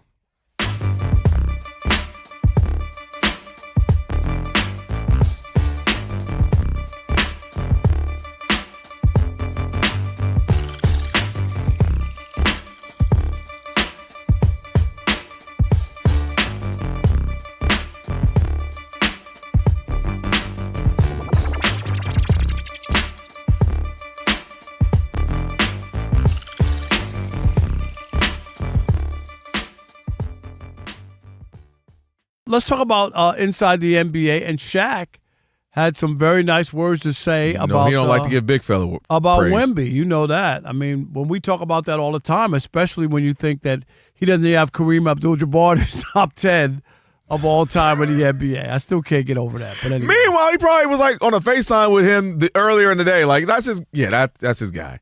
Shaq loves guards. But yes. So here's Shaq inside the NBA. I think Wemby is the first perfect big man that's ever created. Can shoot, free throws, play defense, play offense. He's a great team player. I'm happy for the Spurs. I'm happy for Wendy.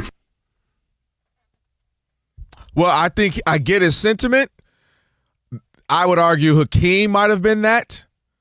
Shoot, fade away, handle. Obviously, he's not quite Wemby handle, but, block. I think he's still all-time leader in blocks. It just rebound. Hakeem Olajuwon might have been that. But the freakish aspect of Wemby is crazy. My wife the other night, we're watching the game, and her and my daughter like, whoa, he looks like abnormally tall. I was like, yeah, he's like, they list him at 7'4". I think he's like 7'6", and they're like, whoa. And then I said, watch this. And he's coming down, got a rebound, kept it behind the back, step back, shooting three. It's the dribbling. It's not normal. How are you 5 inches taller than KD and as mobile and a better passer and an incredibly, much better defender? So he's made out of a video game. You ever got bored on 2K and made a ridiculous player, Bo? Just for fun, like, let me see what it would look like, and I'm going to put all the attributes up. Well, we got that human. We got the first perfect player. Like, where's the flaw? The idea, and I know that's not a real flaw, but it's in there, the idea of him staying healthy. That's the only challenge, right? Can you look and know for sure he's going to play 15 years, have a career, and not have be sidelined or be hobbled by some sort of injury, being that tall, being that big, being that size, and the history is against him. Would you agree with that? The history. Yes. The only difference, and we've mentioned this before, is that he's not. The average bigs we're talking about, something was a little off with their movements, right? They were slower, they were bigger. You look at Yao, Manute Bowles, Mirasan, Sean Bradley, those bigs. He's actually agile and yeah, but he's already had his own share of injuries and different things. Well, the blood clot, that one was scary because you don't know what to do with that, right? If you twist your ankle, I can tape it up. I can give you a couple weeks off. The blood clot is one of those weird ones where you just don't know what to do.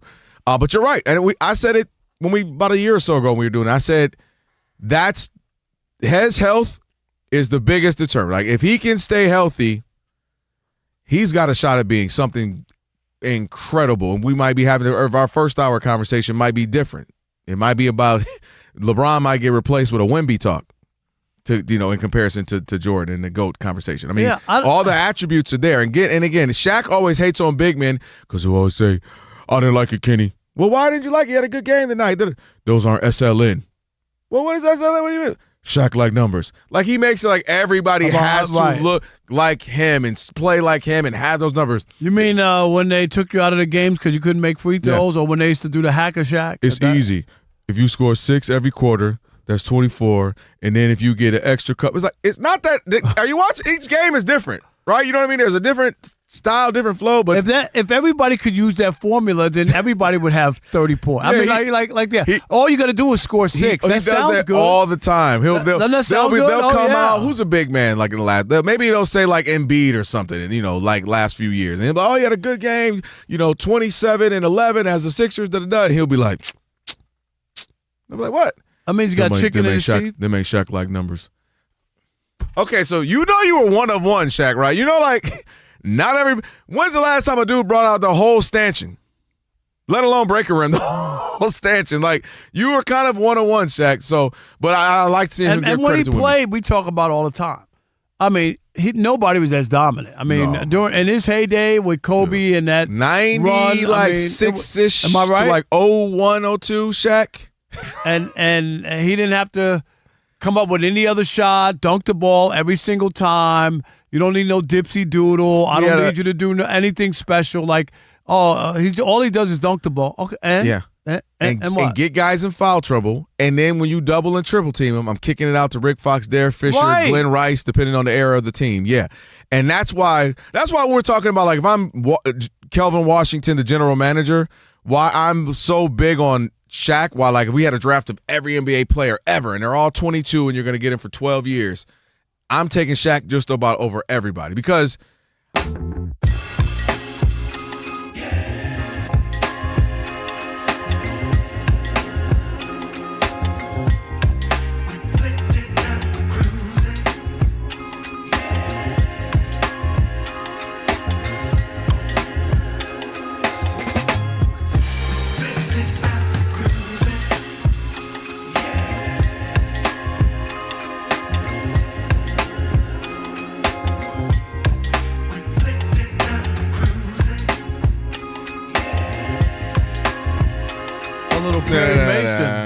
all right, here you go. His favorite thing to eat was broccolini. Who, Perry Mason? Yeah, I'm saying that's how you are. What was it? He only used blue ink. Why, Rob? What do you know about Perry Mason? I don't know all that about Perry Mason. In his 1972 recording of his 14th episode, he actually had the sniffles and they had to postpone it. Now that sounded like you on our call earlier today. That sounded like you. On the call, yeah. I did bring up Perry Mason. He brought up Perry Mason on our sales call. Bro, he literally brought it up. That's how bad it is. But yes, I could say he was in the original Godzilla movie. See? Perry Mason. Yes. I mean, you ever do did you ever do a game show? No.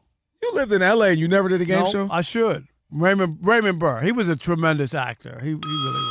How have you never done a game show? I know. Your wife did it, right? I've been on 3 or 4. Did you win? Minute to Win It. She did Wheel of Fortune and won the whole thing. What did she get, a car? Trip to Jamaica and some cash.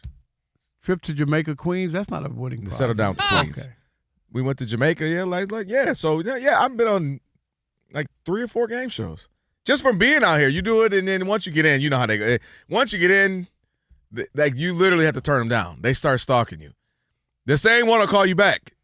Hey, you want to come back? We did one twice. Not when I still get texts because our name was the Detroiters. So people will all be like, I'll just get a text message with a screenshot. What are you doing on my TV? Well, I know I'm on people's TV every morning, but you know what I mean. Right. I can't believe you didn't do a game show. You want to do? You should do one. My point is, you would do well on like a trivia kind of thing. Yeah, I probably could do that. Maybe long as it stops like 84 and below, you're good. After that, I don't know. After that, I was too busy working 3 full-time jobs. Yeah. After 84 and up, it's a wrap. All right. If you missed any of today's show, be sure to watch the podcast. Check out the podcast. It's only 103 to 43. My gosh, anyway, I got right where they Please want follow the pod, rate it 5 stars, review it, all that good stuff. Search The Odd Couple wherever you get your podcasts, you'll find it. All right, let's get to it. Shop Talk. Ain't nobody exempt in the barbershop. You know that. Ain't nobody exempt. You can talk about whoever and whatever, whenever you want to in the barbershop. Now, it's Shop Talk. All right, Shop Talk, the time of week on The Odd Couple where we talk about anything from outside of the world of sports. Alex and I were trying to cook up something good here, and we settled on this. Have you guys seen anything about the Scientology speed runs, the trend that's going on? Is Tom Cruise leading them? No, but a lot of the memes surrounding it involve Tom Cruise just because of his natural ties to Scientology. But you guys haven't seen anything about this? No, what the heck is this? So essentially, kids they're dressing up in costumes, whatever, but it's not a necessity. But the point is they'll put something on and they'll break into Scientology buildings just across the U.S. and run in and see how far they can get into the building before someone finally catches them and kicks them out. And they'll film this. They'll be wearing like the Facebook Meta glasses or whatever, and it's just like a first-person thing. And they'll post these to social media. And it's kind of interesting just to see what the inside of those buildings look like, just see people struggling to catch them. It's like a little like Subway Surfers in real life type thing. Well, did we see anything wild in there? I need to know. You know what? That's why Scientology buildings, they should get a big order of bean bags. I would be ready for that. I would be ready. I'm serious. Or tar and feather, whatever it is. If you break in. Tar and feather. Yes, I would. I mean, like these kids, and then they wind up doing something bad happens, and then they want to sue the people. You beat me to it. Okay, sue the people's houses or whatever property they broke into. Now seriously, I get having fun, toilet paper in somebody's house or water balloons once in right. Breaking in and not knowing what's inside or whatever's going on is crazy to me. Yeah.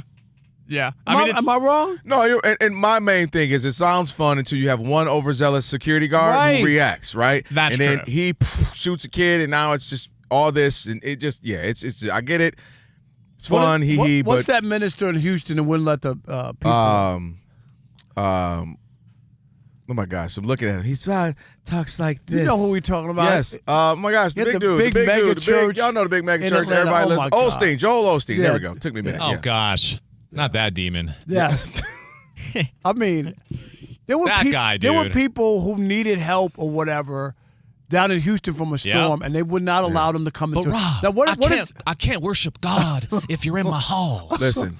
Like, what is it? What is You should do a speed run of one of his super churches. Just see how far into the super church you can get. I would do that. You might. I mean, seriously, you won't be able to get in. They got steel doors. They don't be playing. Yeah, Joe. Listen. And if they want to do it and help anybody, they throw the bread outside to the people. Stop it. You said, hey. We are Fox Sports.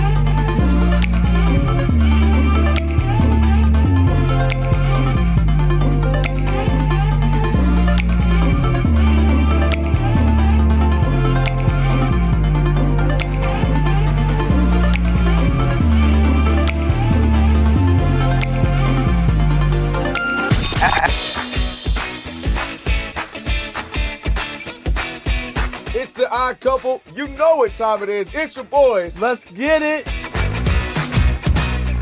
The Odd Couple is fun. Check. And informative. Check. What's up, America? You want to talk sports with one and a half of the best-looking guys in the game? That game was incredible. You are wrong. You'll be king of the water cooler. What's it like working with Rob? Rob in his mind is like Chris Rock mixed with Richard Pryor, so I'm running out of fake laughs. Ha ha, Rob. Rob is very passionate.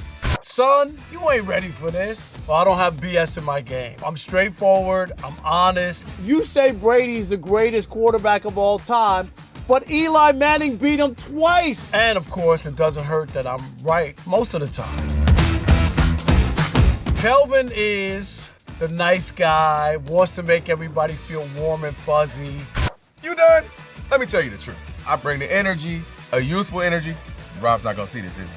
And I bring an honest opinion. Michael Jordan, I can't take it anymore. I need a break. I'm going to go play baseball. Trash Talking Tuesday is the best. It's a great opportunity for folks to call in and they get to trash whomever. Who you trashing, Roger? I'm trashing LeBron James and Michael Jordan. Oh, okay. They can't even hold Wilt Chamberlain's shoes. Stop talking about the king like that. It's a new era. Let LeBron be the best, please. I only recognize one king in the United States, and that's Burger King.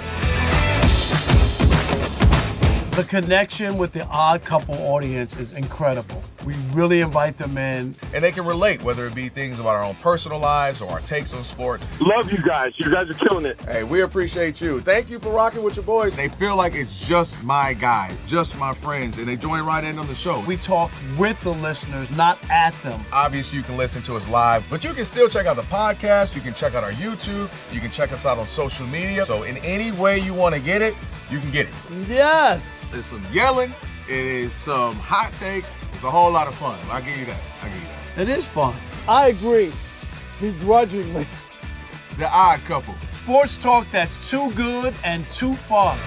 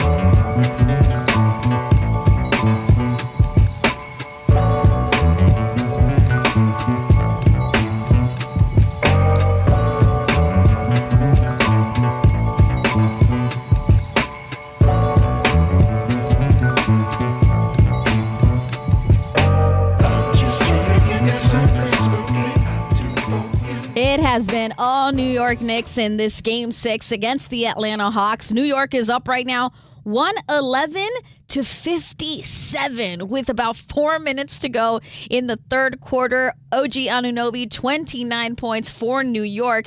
At halftime, New York was up 83-36. It's the biggest lead in NBA playoff history at the half. Mitchell Robinson and Dyson Daniels did get into a little scuffle and were both ejected. In the other Game 6 going on right now between the Celtics and the 76ers, Philadelphia is up 42-36 halfway through the second quarter. Philadelphia trying to keep their season alive. Tyrese Maxey, 12 points. Timberwolves and Nuggets will tip off at 9:30 Eastern time, where Minnesota leads the series 3-2. At the Stanley Cup playoffs, it's Game 6 between the Stars and the Wild. Stars just tied the game at 1 apiece with about 8 minutes to go in the second period. Minnesota leads the series 3-2. I'm Amancio Olaños.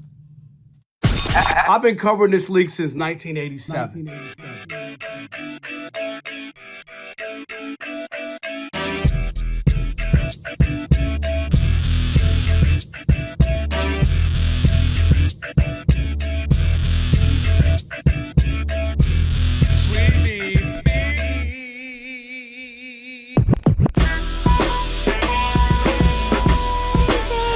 Can this sports writer and this sports fan share a radio show without driving each other crazy? Now, live from the Fox Sports Radio studios, here's Fox Sports Radio's Odd Couple, Rob Parker and Kelvin Washington.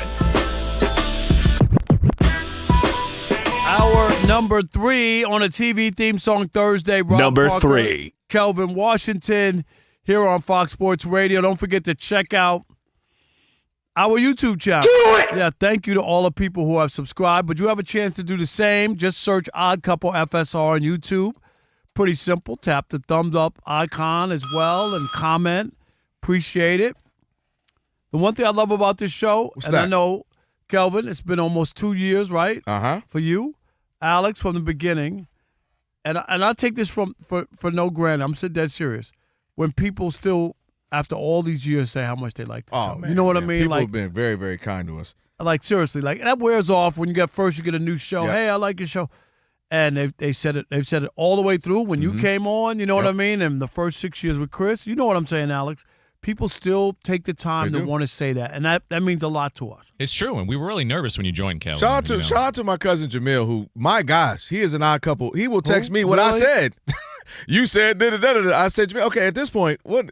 He will text me the screenshots to Elijah's YouTube pics.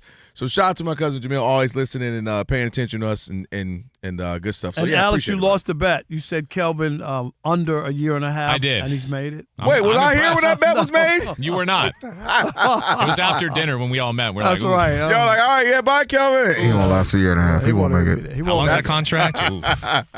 That's right. So make sure you check us out. We're just kidding. No, that's good. Hey, listen, I was nervous. Just search Odd Couple FSR. Well, you had work with Marcellus, so you didn't know what to expect. No, maybe we gonna talk about it. We're gonna talk about it. My dog like that. Shout out to my dog. No takes out. That's that radio show.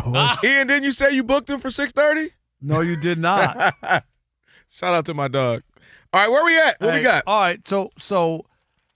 Oh wait, where's Jason Smith? He's here. You want to bring him in for this combo? Is Jason Smith? He's running around shirtless right now. Yeah, he's got something to celebrate. The Knicks, Jason at least, Smith, not the other he side. needs baby oil for the night because this was one of those easy nights. He's been sweating it through for him, so he's happy. But anyway, his other team that he loves in New York, not so much as they lose the final 2 games to the Washington Nationals. They lost today 5-4. Are you ready for this, Kelvin? How many? They've lost 5 of their last 6. Not good. And 17 of their last 20. Even worse. 17 of their last 20. And somehow, some way, Carlos Mendoza, their manager, is still employed. We've seen Rob Thompson get the ziggy in Philadelphia. Alex Cora got the ziggy in Boston. Places where people have spent a lot of money and expect to win, and they've run those guys out of town. I do not understand. The other night, they lost to the Nationals. What was it? They gave up 17 runs, and they lose like 17-1 or 17-something. A really bad loss. I thought it might come after that, losing to the Washington Nationals. So they lose the series, they lose the game, and I'm going to say this.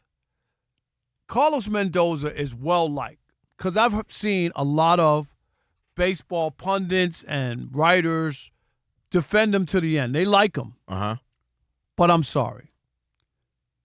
Kelvin, he should be fired. And their argument is it ain't him, it's the roster that's put together. Okay? The Mets have the second highest payroll. They don't have bums. It's not a young team. Are you kidding me? They haven't responded to him. Didn't we talk about it last year? They won the Juan Soto sweepstakes last year, beat the Yankees outright, got the guy who helped the Yankees finally get to a World Series. They don't even make the playoffs. After they had the best record of any team in baseball back in June, they had the worst record. So that was last year, and now here we are in another spiral, losing 17 out of 20. And I get it. David Stearns is their general manager. He was with Milwaukee. He's a New Yorker, but he was in Milwaukee. He was able to make that team competitive without a big payroll. And so it's like, oh, my God, this guy. And now he's got all this money to spend.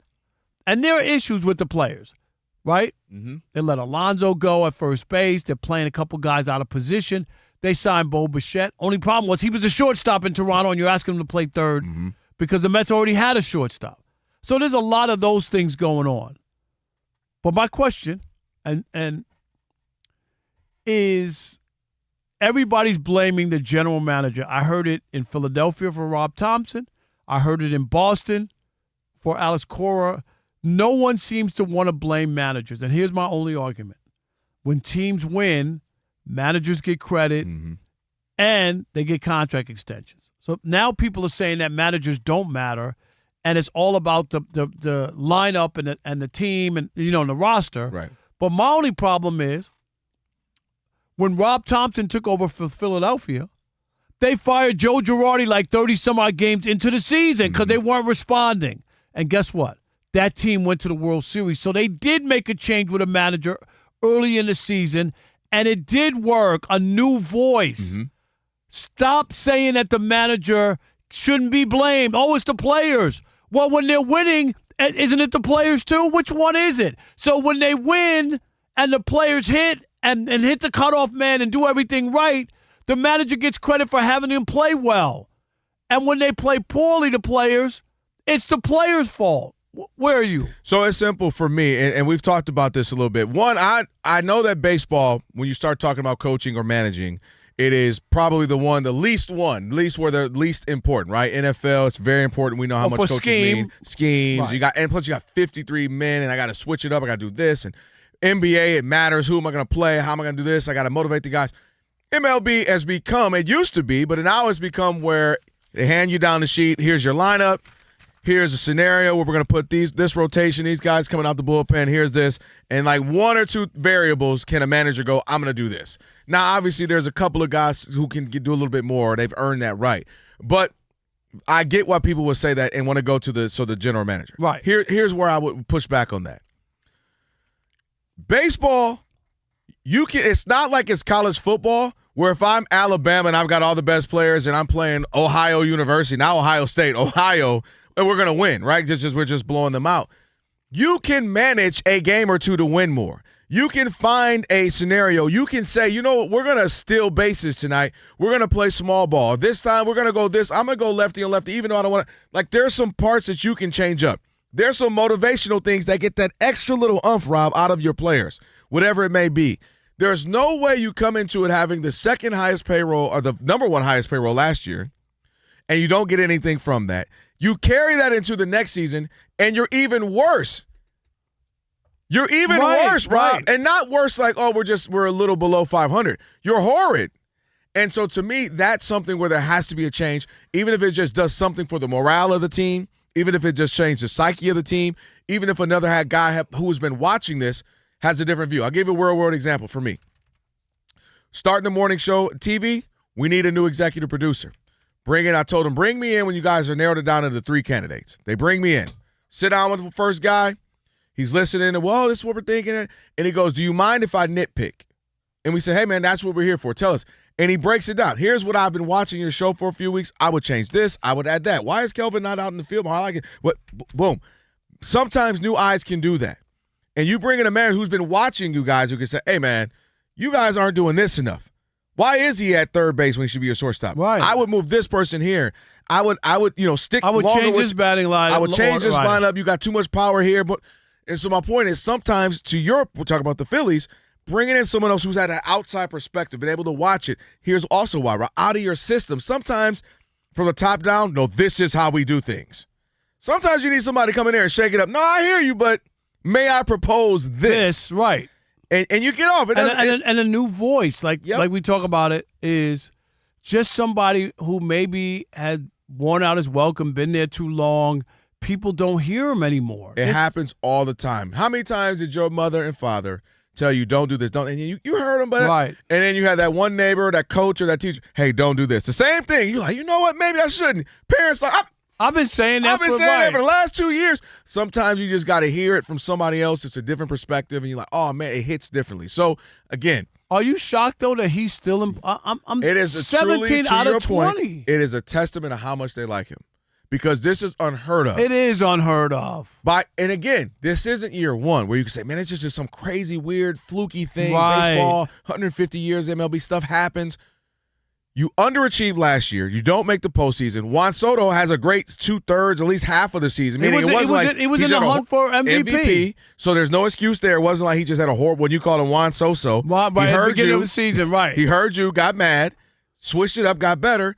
So to me, there's something to it. And again, you got to try something. You're too big of you're the Mets. You're in New York. You got Juan Soto for years. The Mets set a record last year with attendance because they got Juan Soto. People had high expectations. Yeah, and so they set a Mets attendance record last year. This year, here we are. May 1st is tomorrow. And the season's over? Yep. No team that has lost 12 games in a row, which they did at one point, has ever made the playoffs. So you're telling me the season's over? And the season is over already, right? In April. That's my issue. Every team has a weird slump in June, in July, and dog days of summer, off a little bit, guys a little broken up, a little beaten battered. It happens. You win, you only win 3 out of your last 14 games. It happens. This soon, this early, and last point for me, Rob, it's the no runs part. If they just kept losing strange games, 6-4, 7-5, 8-5, you know what I mean? You can't even produce runs. I mean, they had that stretch where they scored like 8-9 runs in 13 games. Like, that's problematic for me. Something's off there. So that I'm shocked he's still there, to be honest. It's crazy. And I don't understand the Mets. Again, I've heard all the writers and people who have been around him. They say he's a great guy and all that, but it's not about that, man. This is what are we talking about? Sports has a short menu. Wins and losses. How do you survive losing 17 out of 20 and then you just lost to the Washington Nationals? You got swept at home by the Colorado Rockies on Sunday. You can't do that. So they just lost to the Rockies. Here's the numbers. I was off a little bit. They scored 19 runs during that 12-game losing streak. Averaging out to 1.8. You can't go that long getting 1.8. Not with because the players even if they you have good pitching, I could lose 2-1. Right. You can't. All right, 877-99 on Fox. We want to hear from you.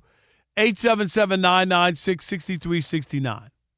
By the way, I think they just aired our segment there at the Knicks game, at Hawks game, because there was nothing else to do. Oh, is that what they put it on? I think they just put it over the loudspeaker. I wouldn't be mad at them. We're sorry, there's nothing else to entertain you. We're going to give you the odd couple now, who are talking the Mets. 877-99 on Fox. On losing streaks, things like this, is it really the general manager and the roster, or does the manager have more to do with it? I mean, I'm shocked at how many people believe that these managers, two who have been fired, and Carlos Mendoza, who I think should be fired, shouldn't get fired, and it's about the general manager and the roster and the groceries more than it is the person who makes the meal. Where are you on that?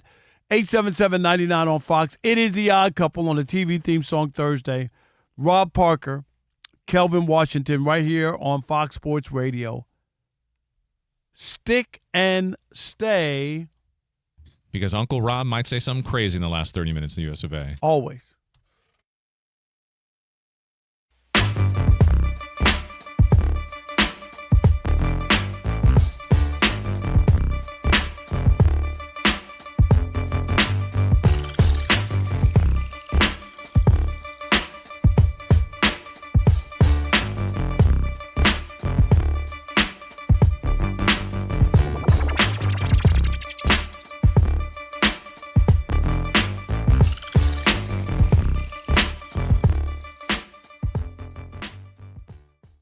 Yeah, Deshaun Watson has emerged from the Browns' voluntary minicamp last week with the edge over Shedeur Sanders to be named the starting quarterback for the Browns, in part due to his familiarity with the concepts that Todd Monken loves to run due to his time with the Texans. But looks like Shedeur Sanders has a lot of ground to make up if he wants to be quarterback one in Cleveland.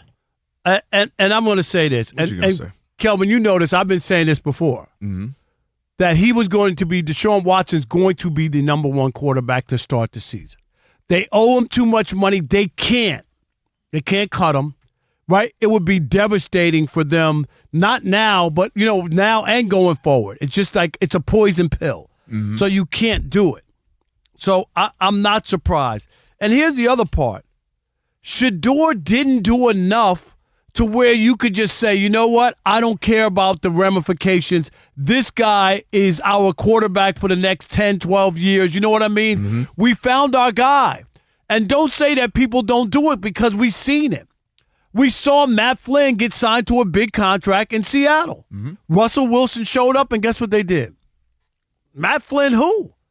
They didn't care how much money they owed him or anything. They moved on because they thought Russell Wilson was going to be that guy. And guess what? Russell Wilson got him a Super Bowl. Yeah. Took him to another one. They were a good team for a long time, and he was the quarterback. So I just think that they got to put him in there. Let's see what happens, and if it's really, really bad, then you can go, okay, we tried it, we got to do this, and we got to move on. But I'm not surprised. And Shedeur, what were his numbers last year? Was it 7 touchdowns and 10 interceptions? Something around there, right? Think so, but that sounds about right. Wasn't great. I think Bo hit on a couple of things. One, I think Deshaun Watson is a naturally more talented quarterback than Shedeur. Period. Like, let's just. We know that he's been MVP candidate years. Yeah. The issue is, to me, is did he lose that, right? And what is now the floor for him? Meaning, where is he if he never gets back to that? And you're saying, I'm okay with that version of him. Is it 60%? Is it 80% of what we thought he was going to be? Because my point is, if you're bringing him in and you brought him in thinking he's going to be that MVP candidate, you gave him all this money, your expectation for him to be that guy, I don't think he has that guy in him anymore. And not to any fault of his, the Browns aren't loaded necessarily to be a great team. Meaning, I just think it's going to look bland and it'll end up being where they're like, well, what's the point of this? And we own this money. And I know you keep bringing up the money. And you're right. Teams historically don't like to owe guys money. Not that much money. But here's the only thing I'll say. We saw it with the Broncos. Remember they cut Russell Wilson, and it set that at that point it was the largest dead cap hit of $85 million. And then the Dolphins just topped that last month when they shattered that record in March with Tua Tagovailoa. And his, I know, right? His almost 100 is $99 million. So to me, there are precedents where teams would say they would never do that. There are precedents now where I think teams will say at the end of the day, it's just time to move on. So if he's not playing at the MVP candidate level you hoped, and you already know the stuff that comes out, all the issues, the drama, because the drama only goes away when you win. You've been covering sports for too long to not know that. If you start losing, stinking up the joint, all the drama comes back. And I think that's why there's still an element of wanting Shedeur or whoever to pop so you can move on from this, in my opinion. See, I disagree. I think it's an indictment of Shedeur. He had every opportunity. If you really wanted to and you really thought that you had something, you know this. Football is not just the games. You practice all the time. Mm-hmm. People know who can play and who can't play. They see them out there, whatnot. And there could have been a reason for them to just say, right, Todd Monken, right, their new coach. Mm-hmm. No, Shedeur's my guy. I'm embracing him. He's a young guy who has a big upside, and I don't care about what happened before. I don't care who you drafted before. I don't care. This is going to be my guy. I'm going to mold him. I'm going to take his talent. We're going to build. We're not expected to win the division this year. You know what I mean? Yeah. Like that. That's where this team is. It's not like, oh, no, we got to have Deshaun Watson because we're going to compete for something this year. It's not that. So it's every opportunity to have a young quarterback who's going to build with the team. He just may not be there yet. You know what I mean? He played, call it 10 games or so last year. And now he is in his, first real offseason of having a chance to maybe, like you mentioned, maybe be that guy. He very well could just not be there yet. And again, a veteran, proven guy, has had some, success in this league, and a Deshaun Watson who has familiarity now with the coach and from their time with the Texans. Yeah, that makes sense on why Deshaun would be up, why he would be ahead, if you will, in where they are right now in camp.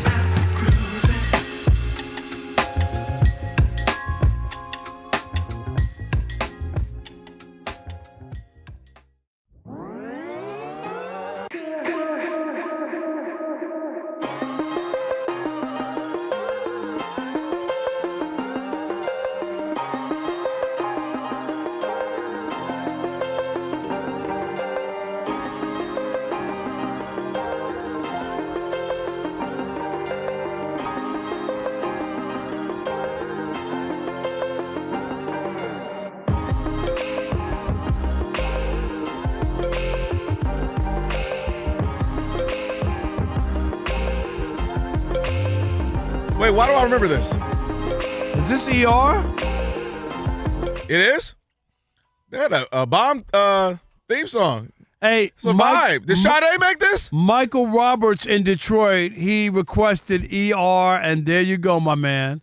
We appreciate it was the a support. vibe. Let me put some respect on ER's name. Yeah, I never knew this was the theme to ER. Put some respect on my name. That's right. It's given Phil Collins and Sade had a baby. 877-99 Knowing on Fox. Phil Collins, it would have happened. Yeah. No. It is the odd couple. Rob Parker, Kelvin Washington. On a TV theme song Thursday, Hunter Patterson, Detroit Pistons reporter for The Athletic, joining us here in a little bit. Getting ready for Game 6. Will be tomorrow. We'll do that. We got Last Call coming up as well. At University of Maryland Global Campus, you can choose from more than 65 graduate online degrees and certificates, including our MBA now with 10 specializations. No application fee through June 1st. Visit umgc.edu. We went and got the man who's like, happy and sad, clearly happy for the Knicks, but maybe for this conversation we're having about the Mets right now. Jason Smith, who'll be coming up here with Mike here shortly. Appreciate you stopping by, man. We were just kind of paraphrase. We both believe Mendoza should be gone. Slide over here. Can you get in the shot? Yeah, we got to. Yeah. Elijah, can you zoom out, Elijah? Right. He had his own camera. Go back where you were. You got your own camera. You got Go your back. own camera. Go back. Come on, this is Elijah, so you know Elijah's ready. All right, but hit your button there. Is he on? Is he on? Oh, he's got to go. Oh, you got to go. All right, hold on. Now I was getting. Go on the other side. Go it's okay. New York, go New York, go. There you go. New York, go New York. All right, we need to get this take because Jason knows what I'm talking about, and Carlos Mendoza, they need a new voice. Where are you on they've lost 17 out of 20. Where are you on the Mets and the idea that he's still manager? They haven't just lost 17 out of 20. They've been the worst team in baseball for a year. Mm-hmm. I mean, they had a great start last year, and then middle of June, all of a sudden, that was it. Like, it's not like they were up and down last year, and that collapse was so awful. So I'm like, okay, you can see they wanted to get rid of a lot of players, so they turned the page on Alonso and Nimmo and Diaz, and all these guys are gone. Okay, great. But you bring in Mendoza back. All right, but he's got to be on a short leash because clearly the last 4.5 months of last year weren't great. Right. And now they started off terribly. And if I have to hear one more day of, we just have to keep winning games, I'm like, come on, man. Like, he was the best manager for the team in 2024 when things were volatile and up and down every day. And he's a calm guy. Calming guy, right? I agree and I with love that because there's days I'm like, we got to do this and do this and do this. And he's like, well, this is what I think is going to happen. Like, wow, man, the calm was fantastic. But he's the wrong manager for this team. Because you saw the slide last year, and he kept trotting out the same guys over and over again. Thinking it was going to, right. It's not going to change, right? And now beginning of this year, well, we got to hit. No, don't tell me you got to hit. I know you got to hit. You got to find a way. You got to find a way to make people accountable. You got to find a way to walk into the locker room and go, hey, just so you know, if you don't hit the next week, we're going to take phone calls on you guys. Exactly. You know? And now, let me ask you. Go ahead. No, I was going to ask, I mean, part of it, do you think why we all seemingly agree that he should be let go? Do you think it's and this happens in sports, you guys know this, well, we're going down the drain, you're going to wear this. You know what I mean? Like, if it's going to be a bad season, we'd rather you wear it, we're going to start fresh with somebody new. You think there's an element of that? Like, before they pull the trigger, they want to kind of just ride it out with him and then go start fresh? Because it doesn't make sense. What else can you do? They got 17-3 or whatever it was the other game. Like, what is the fireable point? You get what I mean? Like, if not now, then never. It should have been 2.5 weeks ago when you could tell it wasn't going to happen. So what's the holdup? The holdup is he's a nice guy. They like him. He is. They like him, and I'm sure David Stearns is one of those methodical GMs, and he was in charge, saying, "I don't want to do something rash and hasty. I want to make sure and give the guys a chance to hit, and our season's not going to end." And generally, I get that, but it's just been so bad. It's not like, hey, we're just underachieving, we're a little under 500. Mm-hmm. Yeah. No, you're the worst team in baseball. You are the worst team. Something has to happen because that's how it goes in baseball. You can't change the players, you change the managers. At least it puts the players on notice. Yeah. And when I look at a decision he made today, like, look, the fact that MJ Melendez is hitting third for us, all this money, all these guys that are hurt, he's hitting third. But it's a big 3-run homer today, right? Hey, all right, they're back. This is it. They're going to win the series. They get us back in. And then in the 8th inning, Mendoza pinch hits for him. The guy's got an OPS over 1. He's the second best hitter on the team besides Soto. And you're pinch hitting for him. Like, you're not doing yourself any favors with this. Right. And so I look at it and go, there's nothing else you can do. And honestly, I think it's going to be a lot of players are going to get dealt before the deadline because this just hasn't worked. And here's the other thing, too, is, people act like, oh, the manager The Phillies made a change with Joe Girardi. You remember they got off to a slow start. They went to the World Series that year. They won 3 straight NL East, and they got rid of him. Right, Cora and the Red Sox, but no, and they got rid of him. But Mendoza, I don't get it. I don't either. We're tanking for Arch Manning. That's what it is? We're going to get Arch Manning next year. And it's gonna be unfortunately, the wrong sport. And for once, doesn't matter. You get a breather from watching the Knicks tonight because they finally get like one of those laughable games that you can no sweat, wire to wire. Just enjoy it. Right? This is one of those games where if someone's coming home from work and didn't know, I want to check the score. You see the score and you go, "Oh, I got to hit refresh because it's not 72-28." Right? Oh no, it's 72-28. That make any sense? Well, how do you feel about that? You and I talked a little bit. Is this the best case? Okay, they're not going to blow teams out by 50 and 60, but looking at the Celtics, right now they're down. They look vulnerable maybe. Are you looking at that? This is the team. This is what you would hope for to get to the finals. This team, this roster right now, how well they're playing the last couple of games. I'll answer you by saying this. Tell me right now, what team in the Eastern Conference playoffs has the least problems right now? The Knicks. Right? Yeah, I don't know because Mike Brown is the coach. So but don't rain on my parade today, Rob Parker. Sorry. Come on, don't rain on my parade. But right now, look. Magic have problems because they're up in the series, but they just lost Wagner for the whole series, right? Is he out the whole problems because series? you got to win I too. didn't hear that. Well, they said it's unlikely he's going to play. Yeah, it's like at least a week, and that'll be the whole series. Yeah, your Pistons have problems being down 2 here in the first round. They just don't have enough scoring points. Right? Right. Yeah. Cavs, Raptors have problems. The injuries there. The Cavs are still in good shape. I just don't buy the Cavs. The Knicks will beat the Cavs. The Cavs have a chance to get to the Eastern Conference. Yeah, and the Celtics having problems tonight. Because they play the Pistons. Right? They play the Pistons or Magic, right? Isn't that the next matchup? I feel good about us against the Cavs. I mean, really, that's how fast the things Cavs change in the playoffs. But I feel great about us playing the Cavs. I feel great about us playing anybody. Even the Celtics right now, it's like, hey man, you're up 3-1, but now all of a sudden the Sixers got healthy really fast, and you had a closeout game and you lost by double digits. I expect them to win tonight, Boston. What is it? Did you live bet it? Is that what you did? No, I didn't do it, but I did. You live bet it? All right, so the Jason Smith Show with Mike Harmon is coming up next, and we appreciate you stopping by. As always, you guys enjoy. Did y'all save me a slice? Ain't no more slices. Ain't no more slices? And I ran through them all. Appreciate it. All right.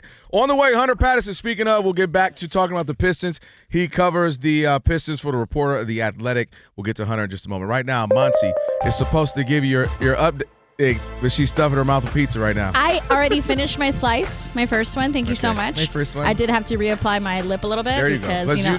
it's so good. Subscribers, let's go! There's nothing like a fresh slice of pizza. You know what I'm saying? You have to eat it right away. So you know how Rob gets mad at me because I don't really eat much here. You don't. You never do. I know. You're like a bird here. But I walk back there, and I'm not going to lie. Today, you thought about it. Yeah. I offered you, and you looked at it. It still may happen. You smelled it, and then you were like, I think I can survive on just the smell. Yeah, I think, but I think I was wrong. I'm about to go do it right now. Keep going. You go grab a get pepperoni. Don't take my cheese. Grab a pepperoni. Pepperoni only. Pepperoni only. Yeah, guys, the NBA playoffs are underway. The Knicks really could have called this game after the first quarter, as Jason Smith told me, after scoring 40 points against the Hawks in the first quarter, where Atlanta only scored 15. Right now, the score, they're still playing, and I don't know why, but there's about 5 minutes to go. New York is up 133-78. OG Anunoby has not played in I don't know how long, but he has 29 points. That's how this game has gone for the Knicks from start to finish. They will be moving on to the next round. On the other side of things, between the Celtics and the 76ers, where Boston is trying to close out the series, Philadelphia is not making it easy. Philly is up right now 63-51 early in the third quarter. Jason Tatum has 15 points and 10 rebounds. Tyrese Maxey for Philadelphia, he's got 21 points. Nuggets and Timberwolves, that's going to tip off at 9:30 Eastern time. Minnesota trying to close out that series. You guys just mentioned Franz Wagner is out for Game 6 for the Magic against Detroit on Friday. He's going to miss his second consecutive game because of that calf injury. Rockets forward Kevin Durant, he is currently listed as doubtful for Game 6 on Friday against the Lakers, and no surprise that the Lakers have officially ruled out Luka Doncic. When it comes to the Stanley Cup playoffs, the Stars and the Wild are tied at 2 after 2 periods. Minnesota leads this series 3-2. Oilers and Ducks, that's going to start at 10 Eastern, where Anaheim leads the series 3-2. The Phillies and the Giants had a doubleheader today, Phillies walked it off in both. They just beat the Giants 6-5 in 10 innings. Alec Boehm with the sac fly to win it, while the Twins lead the Blue Jays 4-1, bottom of the 7th inning about to start. When it comes to the NFL, veteran defensive end Calais Campbell is signing a 1-year deal with the Ravens, and the Packers are picking up the 5th-year option on the contract of defensive end Lucas Van Ness. Back to you guys. Van Ness. 19th year? Yeah, his 19th year. Sheesh. 19. Yeah. Like a full-grown adult. That's you could have been a baby born, now you have voting. a little jersey, and now you can have your Imagine being in the business for 40 years. Think about that. Well, we all would, like to. One day it's going to be 40 years. No, I'm not doing that. No, I'm not doing that. No, thank you. No, I don't want to. He gonna hold it down? He's gonna hold it down. He's gonna hold it down. She like, no, get somebody else to do it. Yeah, no, I'm gonna win the lottery. That's my plan. Where am I? I'm at 20. Good luck. Thank you. Yeah. Tomorrow, I don't know the exact date like you, but I know this first weekend, man. I think it's like May 8th. We'll make 21 years in the business for me. That's a long time. 21 years. 21. Yeah. Wow. You can have a beverage, an adult beverage. I can. My career can have an adult beverage. That's crazy. That's crazy. All right. Well, thank you, Monty. Thanks, Monty. All right, can you go get my slice? Yeah, I got you. Just hold it down I got for me. you. Because Alex might go in there. Alex Who may bought take that? it. Who paid for that pizza? Was that you? So far, me and Jason. So far. But I'm going to, Nobody else shake is some putting in people. I'm going to money? shake some people. Don't worry. Okay. Don't worry. I'm going to shake some be a people. Better shake the piece of getting slices right now. But what? But I ain't even get a slice and you already put it on. You've been hanging around Rob too long. I ain't even get a slice. he didn't even get anything. And he put it on me. I know. Hey, Alex, make sure you get 20 more wings. Kelvin, you got his credit card? Okay, put 40 more wings, 6 fries, 9 colas. Okay. And as I said, I've paid for most of it. So if you want, Kelvin, come on in. Yeah, I appreciate it. Thank you so much. Let's get to, is Hunter ready? Let's get to Hunter Patterson. Well, wait till I ordered for the big party on tomorrow. Bersh's party. I'm ordering wings because they have a big party. Because it's for free. Yeah. You're ordering it because it's for free. Okay, I wasn't going to call you up, but now that you brought it, I'm calling you out. Who does this? When the company pays. Ryan said, well, it's the I know you guys are going to be, so I'll maybe come by and say. And then, Hunter, listen to Uncle Rob. Rob goes, yeah, hey, make sure you bring us some wings. Yeah, just bring them to us. We can't go to the party tomorrow. Yeah, but what are you talking about? You can go at 7. I'm going to keep them there at 7. Most people say, man, make sure you get a drink on me or some wings on me. He said, no. Bring us some wings. No, you can come. I will keep them there at 7. All right, dang, he going to be I don't even inebriated. Who's on the Uber? Let's go. All right, Hunter Patterson, our man. What up, Hunter? You got us? Hunter. Yeah, I'm here with you. All right, Hunter, what's up, man? All right, let's talk about it. Let's get straight to a 3-2 series now. Magic are still up. Let's just start with the beginning of it. How surprised were you that the Pistons found themselves down 3-1? I was pretty surprised. I mean, I picked the Pistons in 5, so clearly I am way off on that one. But, yeah, I mean, I thought the Pistons matched up well with them during the regular season. I expected Jalen Duren to have a better series than he's currently having. And I did not expect the Pistons to turn the ball over this much. So you got to tip your cap to the Magic and give Paolo and Bane, Wendell Carter, all those dudes a bunch of credit. Yeah, I mean, obviously Cade has had more turnovers than a bakery the last 3 games before yesterday. I mean, it was brutal, 24, which is a record, right? Or tied a record. 23 in 3-day games or something like that. It was pretty bad. I know, people are still holding out hope that maybe they can make it come back. My only thing when I looked at that game, I was surprised, Hunter, is that Cade has this big game, 45, and they still had to fight just to get that. You know what I mean? Like at home. It wasn't like they ran them out the building. Orlando, without their second-best player, on the road, put a scare in the Pistons until the final minute or two. Were you surprised by that?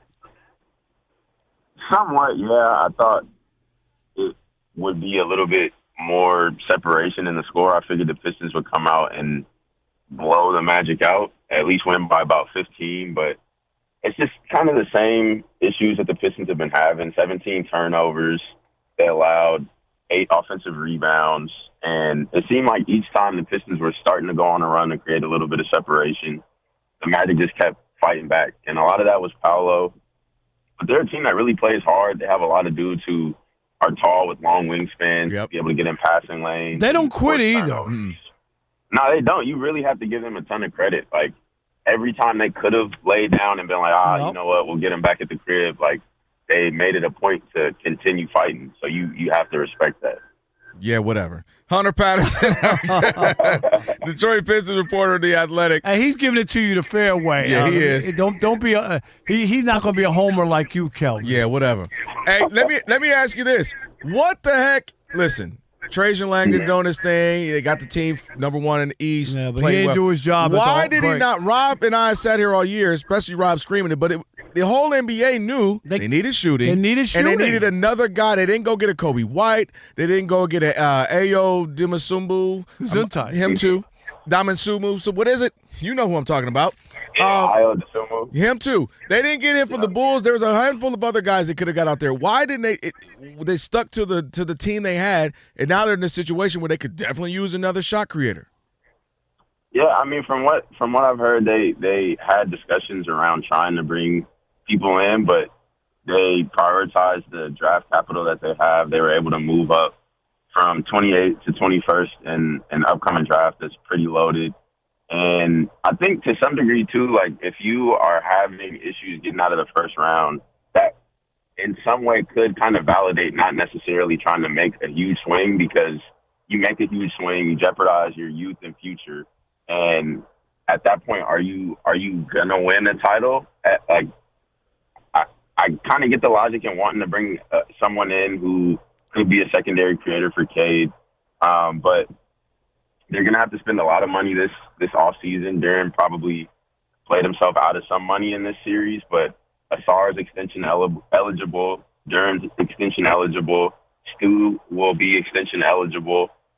So I think they just have a lot of people to pay, and if you're having a tough time getting out of the first round, would it really have been worth it to blow everything up to try to make a shot at the finals? That's kind of tough to say. You know why? I'm going to push back and disagree with their thinking.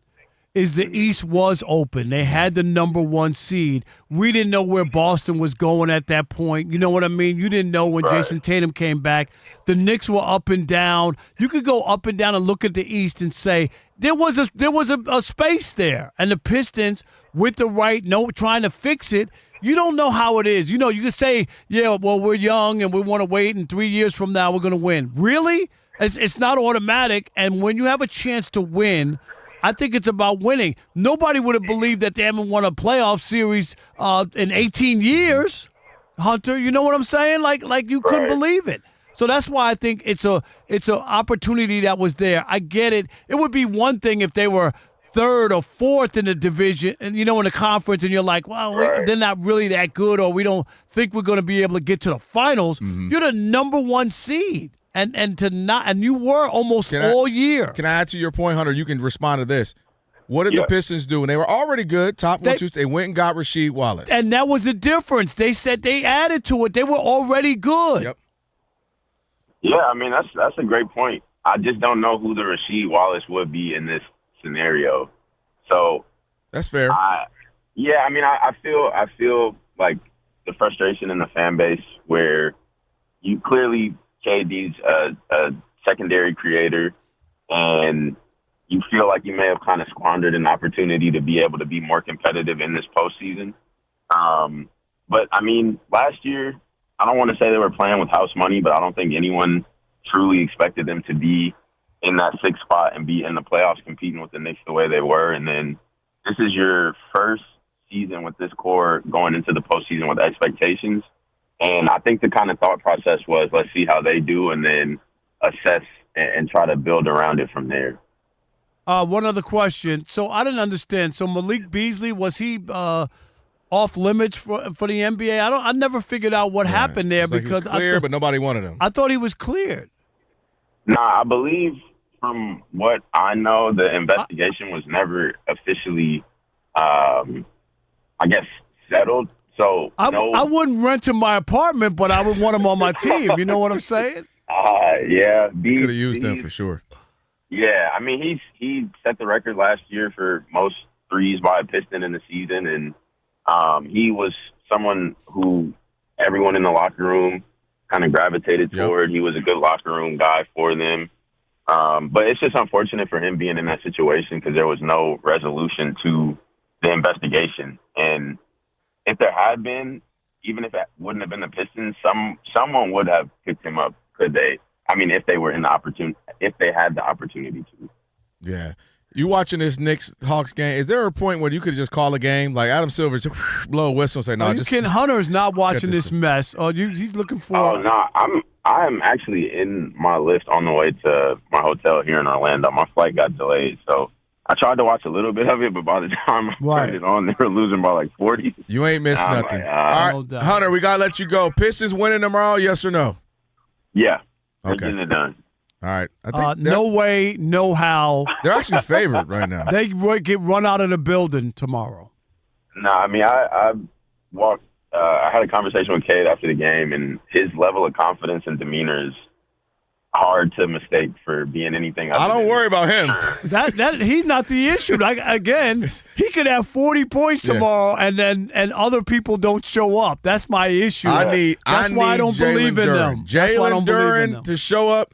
And I need a what's your boy Duncan Robinson game where he goes 6 for 7 from 3. That's what I need. You'd be better off having David Robinson come out of retirement and score some basketball. That was a good one. I give you that. That was a good one. All right, sorry. Hey, Hunter, man, enjoy the game Hunter. and safe travels back to the D for Game 7.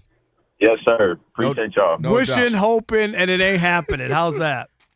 All right, last call, 877-99 on Fox, 877-99 on Fox. Last call, hit us up. It's the Odd Couple, Fox Sports Radio. It's last call time on The Odd Couple. If you had a take and couldn't get in all show, here's your chance. Your call's important to us. Call us at 877-99 on Fox. Hurry up. Rob and Kelvin got to get out of here.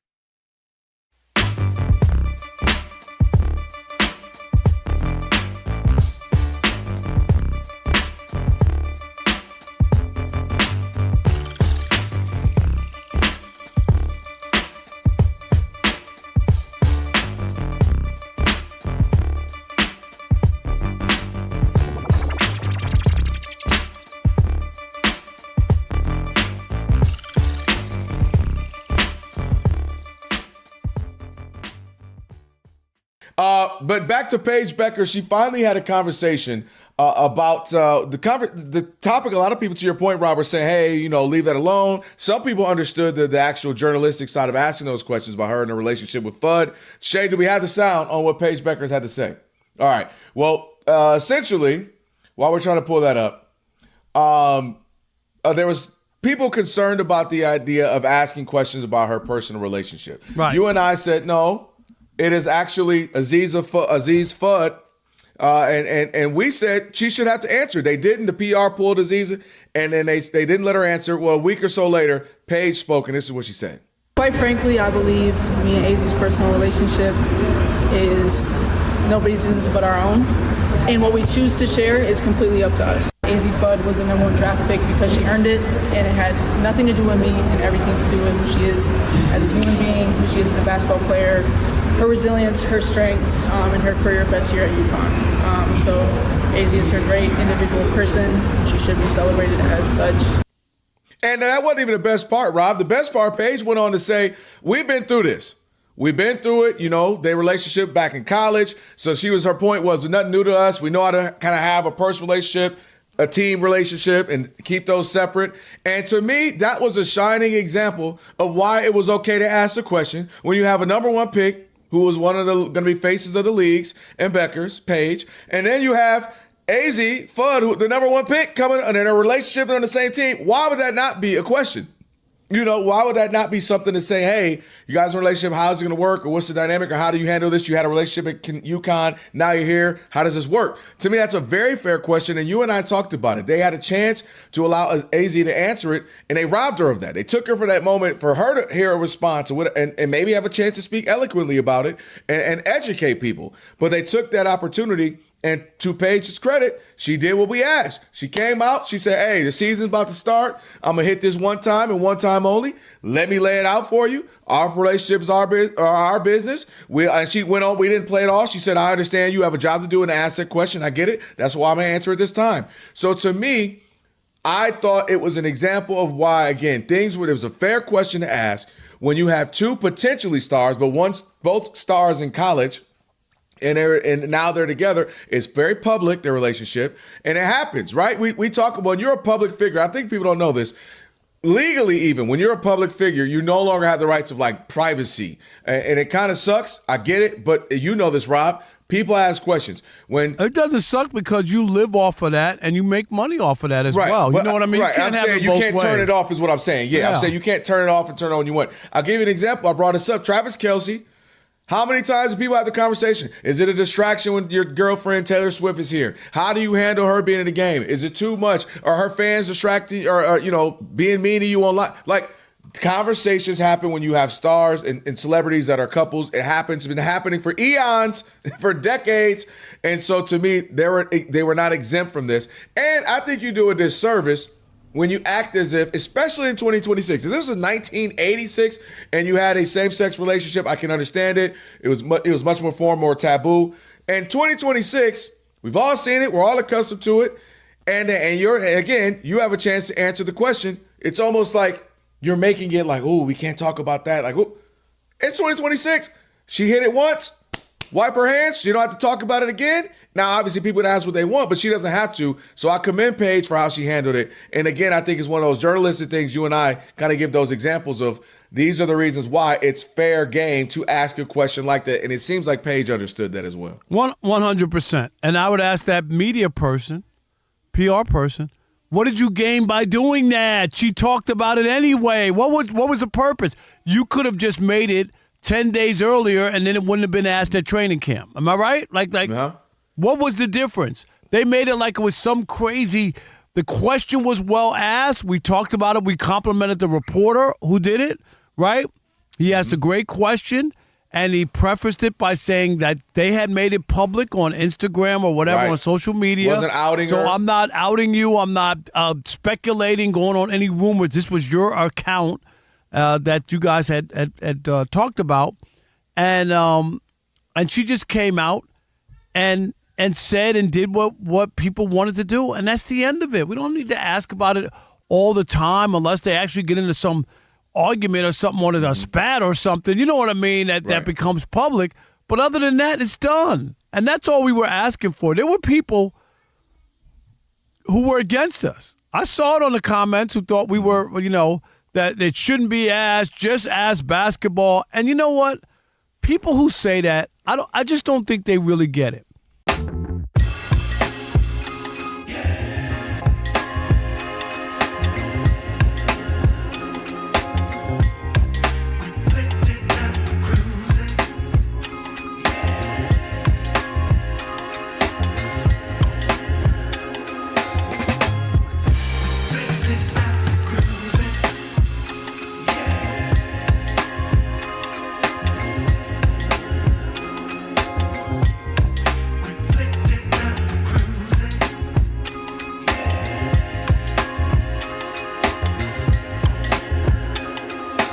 Where everybody knows your name. Rob Parker. And Kelvin. And Odd couple.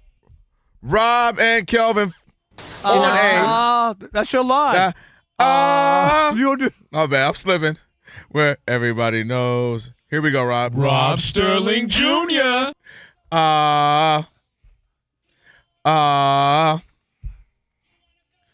Everybody knows your name. It's the Odd Couple.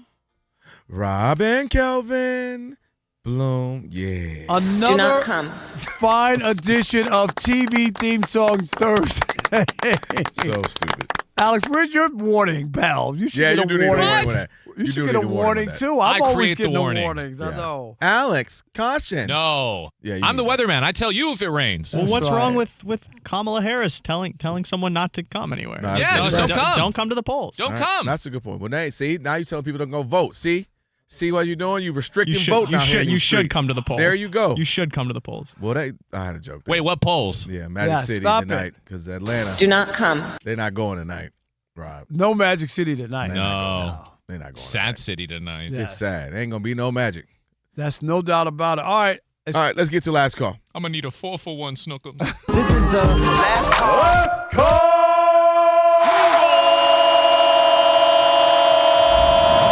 It's last call. Last call time on the Odd Couple. call. Who we got? Chase in Harlem. You are the last caller here on The Odd Couple, Fox Sports Radio. Chase, Uptown. What's up, my man?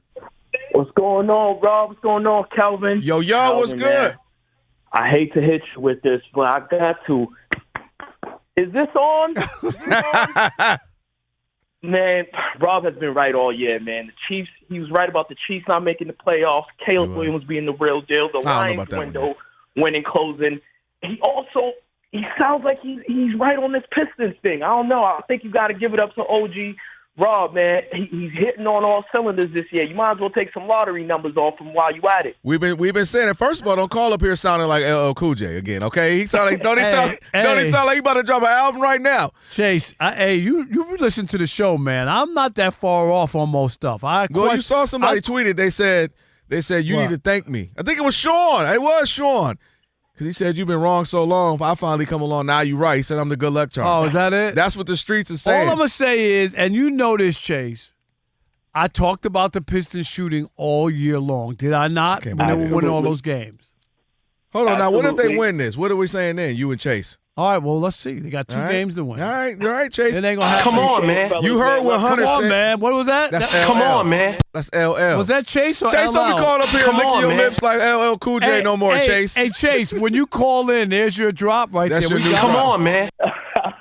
I appreciate that, guys, man. Thank y'all. No doubt. Shout out to you. Come on, man. Come on, man. He played in my little league. Come on, man. LL Cool J. I wasn't in it. I was gone by then. Yeah, but you going to take that claim, too? The St. Albans Little League on Linden and on Merrick Boulevard. Never heard of him. In Jamaica, Queens. You know how many people love that right now? That Todd Smith, now known as LL Cool J, played there.